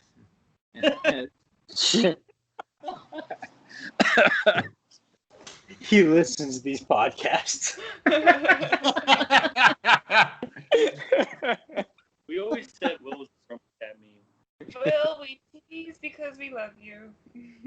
Oh my god, it was funny. I talked to Cody and Will over during COVID. I played a lot of video games. There's nothing better to do around here in this lovely communist state of Illinois. And I got to catch up with them, so I guess that was nice, even though it was over video games. But hey, I'll take what I can get. That's awesome. Yeah, that's what I did too. I was playing Warzone with him. Yep, that's usually how I catch you. Every once in a while, Cody will be on at the same time as me, and he'll add me, and we'll play a little while. But I don't think I haven't had time to do that in quite a while. So, dude, I got Red Dead Redemption, so I've not played Warzone in like 3 months. yeah. I haven't been home, so my poor dog is my. I mean, you guys remember Bandit being skinny when he was a pup? Well, No. now he shut up. Okay, well, you thought he was fat then. He's just Pringle. a big He's a Pringle can. Yeah, he's just. There's no other shape to him. He's just a big cylindrical like thing. Yeah, I mean he's happy. He's just fat. You might want to stop feeding him a little. He gets this much. He gets a cup morning and night. Like I'm talking like a regular, like no bigger than this. He just doesn't get out because I'm not home anymore. Aww. He needs a treadmill. That'd be even worse. How am I supposed to take care of 2 dogs if I'm never home? A treadmill? That's Oh, not no, a. I thought you said 2 dogs. And, like this is what he does. He just sits on the couch. Hey. Yeah. No. He hasn't changed that much. Nick, we haven't really heard what you've been up to. Oh, well, I tell you what, I'm still in the same place. I'm up here in Wellington. When everybody left and abandoned me, I'm kidding, you didn't abandon me. Please. I was working as a firefighter at the fire department up here, and I ended up getting promoted to an engineer, which is the guy who drives the fire truck, which was pretty cool at the time. And in the last month, I was like, they have a lieutenant's position open to be an officer here, and I'm going to go for it. And I ended up going for it, and I ended up getting it. So Yeah. I'm a lieutenant now with the fire department up here, and I've been dating the most amazing woman the last 9 months. I actually met her at Brant Shields' wedding. I winked at her from across the floor. She wasn't even there as a guest. She was working. That is not what you did. I winked at her. That is not what you did. I winked at her, and I was like, this lady's very pretty. So I went over and I danced with her a few times, and I told her, last dance is ours. And she says, okay. And I ended up running through their kitchen and finding her. She was putting wine bottles in a trash can behind the venue. And I looked at her and I said, it's the last dance of the night. And she said, yeah. And I said, I'm going to dance with you. So I danced with her, and we went to brunch 2 weeks later, and the rest is history. So I've been dating a pretty dang amazing woman the last 9 months. I recently got promoted with the fire department, and I'm running my own hand company, which last year was a good year for us, but this year might be a standstill, a testament with the snowpack that we've got. But I'm trying pretty hard. I went to Nebraska. I bought a tractor, 4230 John Deere, and that's been good. But the rest of my hand equipment, just like every other hand equipment in the world, is falling apart when you look at it. So the last couple weeks have been a little bit of a mess, going through just hand equipment and some other personal experiences that I never thought I'd have to go through until I was married. But, um, it's just, it's been a blessing in disguise. And this is a big thing for the rest of you. I converted to Catholicism and was confirmed on April 3rd. Congrats. So, Thank so you. I was going Nick. to ask about that because I think Rick is the only one who's in the Roman Church. So what happened that I'm caused Catholic. Colton? Yeah. So Colton went Roman Catholic. Nick, same thing. Is there? Was that because of Is this Colton? because? Yeah. No. Well, No, honestly, I was wondering, was the first domino? He Honestly, pushed the first domino. the first domino that kind of pushed me to Catholicism was my dad's side of the family is Catholic, and I met this gal, Michaela is her name, and she is such a sweetheart. And honestly, I've been wanting to find a way to deepen my faith. I was Lutheran beforehand, and the church that I was a part of just wasn't doing it for me. Colton was Lutheran too, wasn't he? Colton was Lutheran as well. Okay.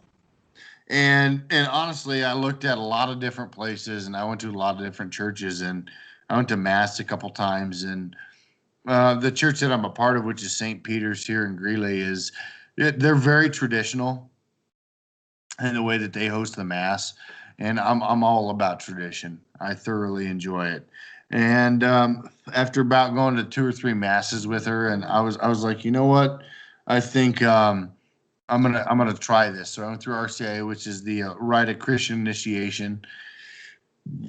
And I went through it and I loved it. And I love the Catholic faith, honestly. And I made a lot of changes, and I made a lot of changes in my life to be a better man in that aspect. And honestly, I think that deepening my faith through Catholicism and just through being able to attend mass whenever I want. There's a mass every day of the week, and confession and everything else. I think that has helped me through a lot.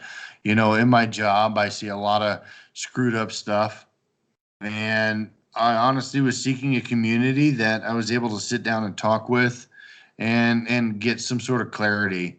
And the clarity that I got from it was a lot better than the clarity that I was getting beforehand. So converting to Catholicism, honestly, has changed me as a man. It's changed me as somebody who I act with and, interact with. And honestly, I think I bring a lot of more frustration and, upsetting things from work through my life to the church, and it's helped me immensely. So, I chose a patron saint. It was kind of funny.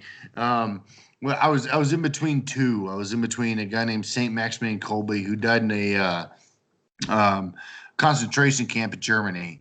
He gave his life for another man so that he could be with his family. And then the patron saint I ended up choosing was Saint Florian. He's the patron saint of chimney sweepers and firefighters. And I loved his story. His story was he was a Roman general in Austria. Did they make a musical about this guy?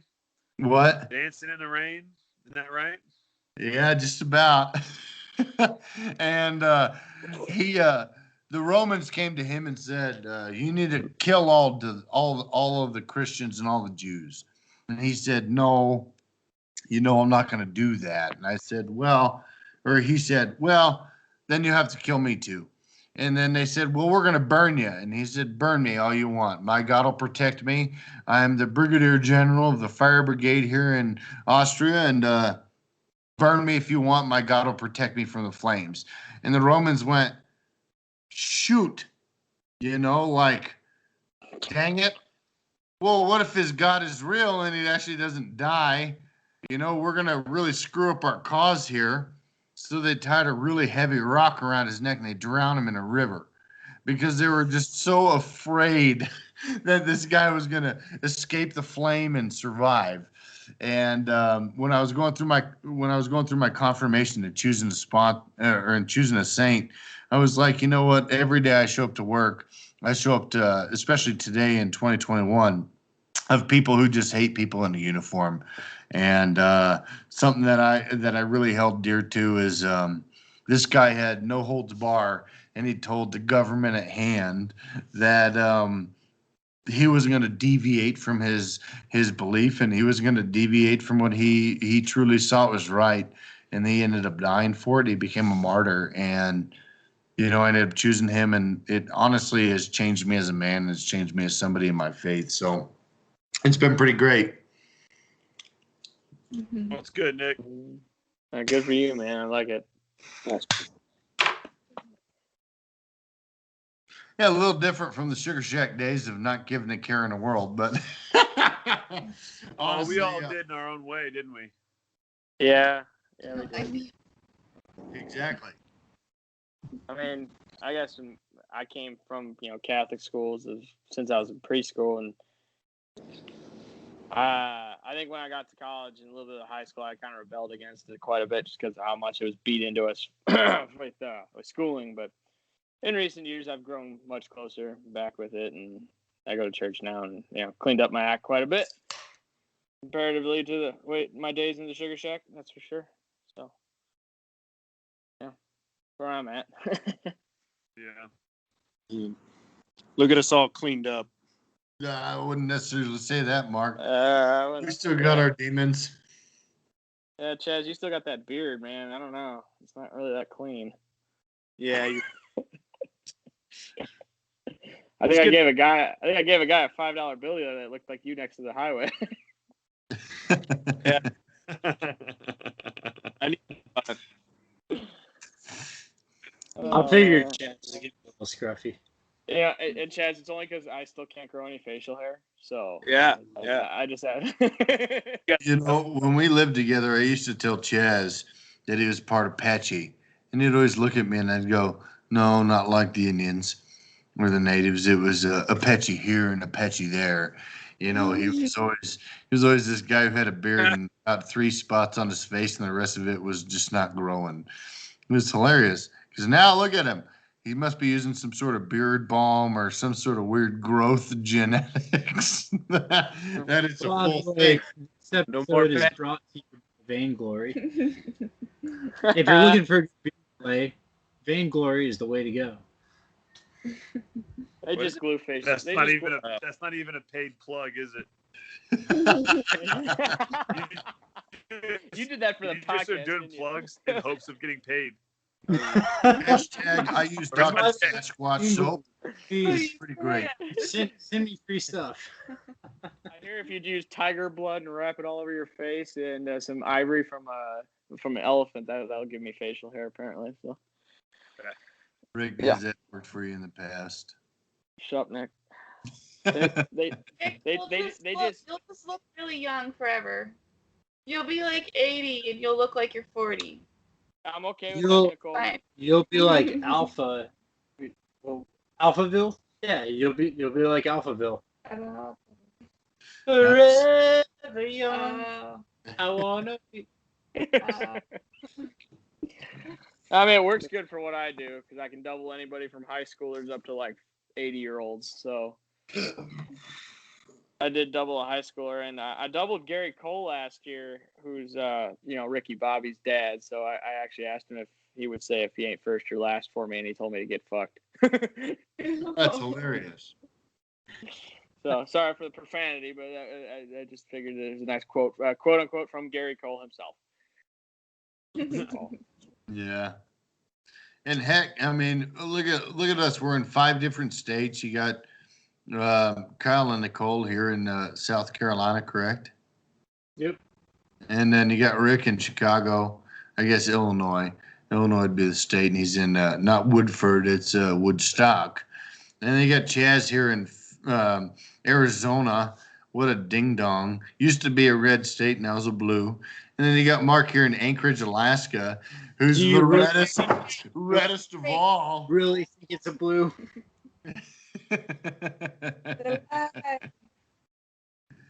Honestly, like if anything I take away from this on our reminiscence of the Sugar Shack is, we all came together in a time of just young men and young women of just being heathens. We all did stupid stuff and we all did great things at the same time, and we all made a legacy. And something that's super, super cool to me is that, I'm sitting here and I'm sitting in the garage smoking a cigar, having a beer, and I'm able to look at everybody, and everybody's able to think about the same times that we had. And it's a super large blessing because we're all still here to stand today. I know, Mark's done a tour, and Chaz has been through his own way, and with being out at the ranch, Rick's been through his own way, putting himself out there, being a stunt double, and Kyle, you're in your own way doing the military stuff as well. And honestly, it's something that we can leave as a legacy for our kids, is just the jack wagons we were as 21, 22-year-old, 25-year-old males. Sorry, Chaz. But something that we can sit down and we can talk about, have a beer and or a whiskey and a cigar. And it honestly is just such a change from where we were back in the day. Mark and I used to argue constantly about the most petty stuff, like leaving the Christmas lights in was the dumbest thing because it screwed your electricity bill. I can't believe that I ever brought that up as an argument, and it turned into a full-fledged argument. It wasn't like I was like, "Hey, unplug the lights, you're screwing the electricity," and it was just, there was a deeper thing to it. And then, now we're sitting here 25, 30 years old, and those things that we wish that never would have ended have ended, and we're all on our own way. And it honestly isn't a beautiful thing because we're all doing our own thing. So it's actually pretty well a blessing. So I'm thankful for the time that I've had to spend with you guys, living with you, and learning that the gas station a block away from our house sold drug rugs.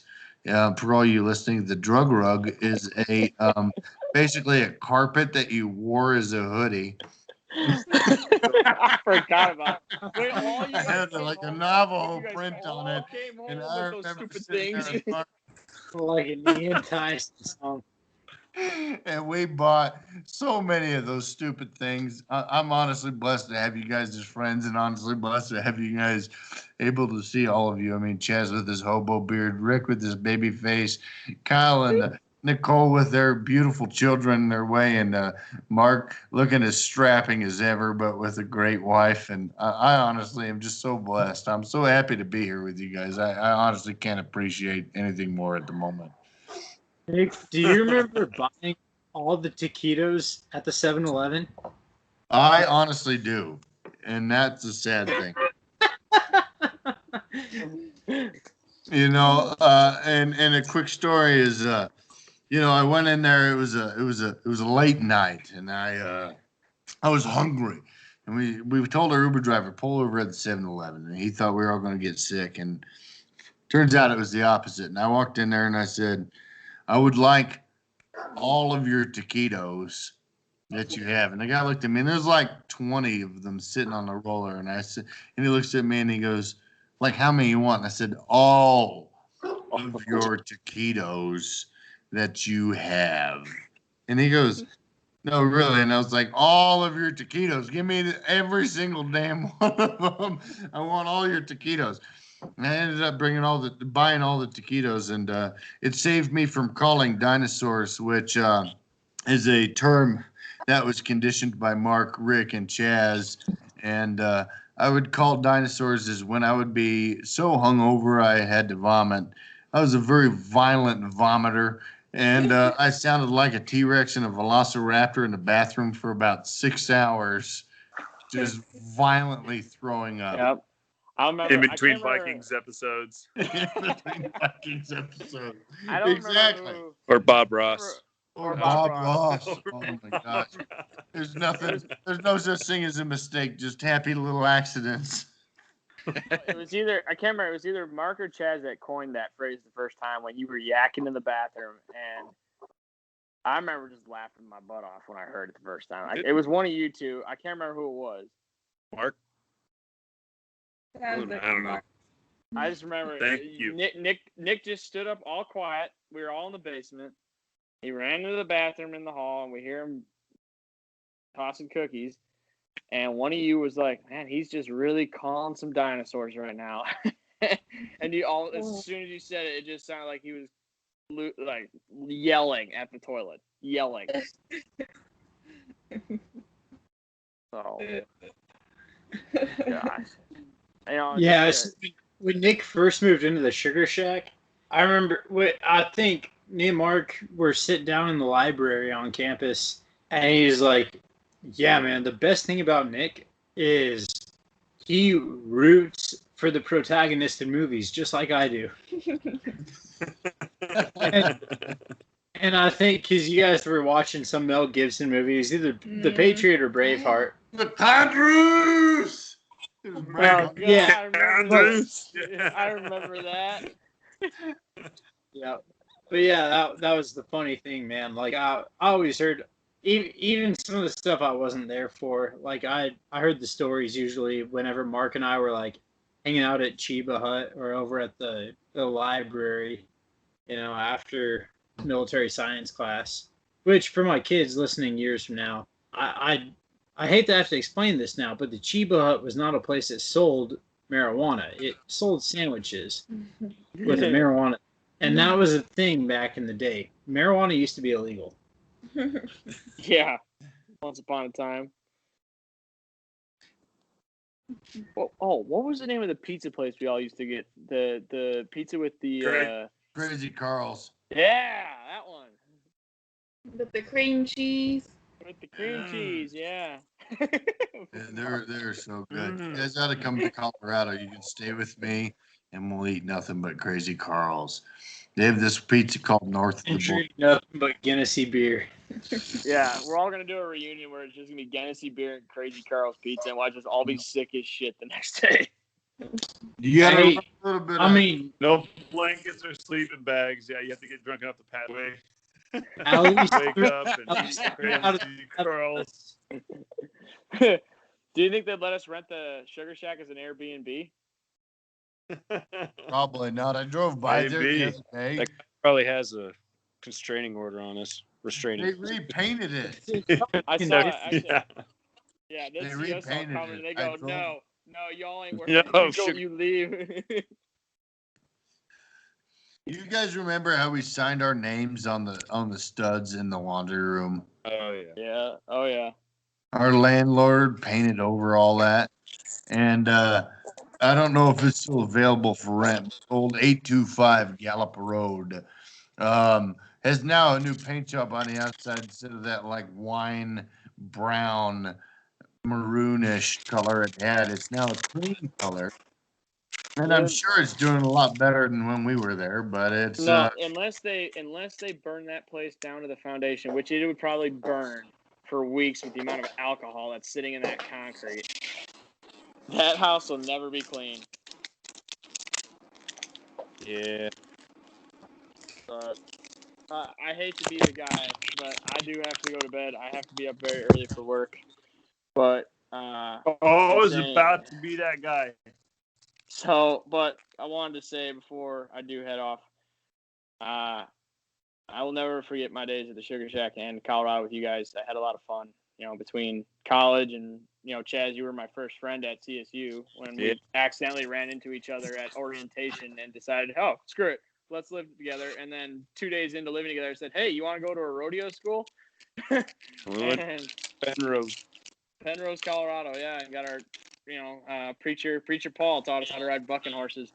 But I just want to tell any of you, and this goes for any of the guys that might listen to the podcast, being if it's Bakemeyer or Schaefer or Kendall or whoever, Cody, if you guys ever find yourself in the Midwest, please come over. My doors are always open for you guys. You guys were some of my best friends when we were out there, and we had a lot of fun. We had some good memories, and I only wish the best for all you wherever we go. Whoop, in the future, Bandit, your butt just move the camera. So before I sign off here, and before everybody gets their panties in about and gets on their own way, if you guys would indulge me, I would like to actually say a prayer with all of you. because I think that we're all good Christian loving men, and I think that this would help us on our endeavors in the future. Would you guys mind if I said a prayer for the five of us? Go on it. All right. Send it. Father, Son, and the Holy Spirit, we pray. Almighty God, we trust all who are dear to us in thy never failing care and love for this life and the life to come, knowing thou art doing them better things than we care to desire or pray for thou, Jesus Christ our Lord. Amen. Dear God, please keep my family, friends, and our loved ones safe as we all pray to you, O Lord. In Jesus' name we pray. In the name of the Father, and the Son, and the Holy Spirit. Amen. Amen. I truly appreciate all of you guys, and I miss every single one of you, and I really hope that we're able to meet together here soon in person, maybe for a wedding or for just for old time's sake. But yeah, no, I do truly miss all of you, Jazz, Rick, Kyle, Nicole, and Mark, and honestly, those who are unable to be present with us today. It's a pretty great thing, and I'm very happy we had this 2 hours and together to spend reminisce about the old days and honestly just kind of catch up and have a good time. So I really appreciate it. Thank you. Yeah, thank you, Kyle, for that. Yeah, thank you, Kyle. Thanks everyone for my kids listening in the future. Thanks for listening. I'm glad you guys appreciate your family history and your family history. Love you guys. This was Join My Pyramids Bye, podcast. Lindsay.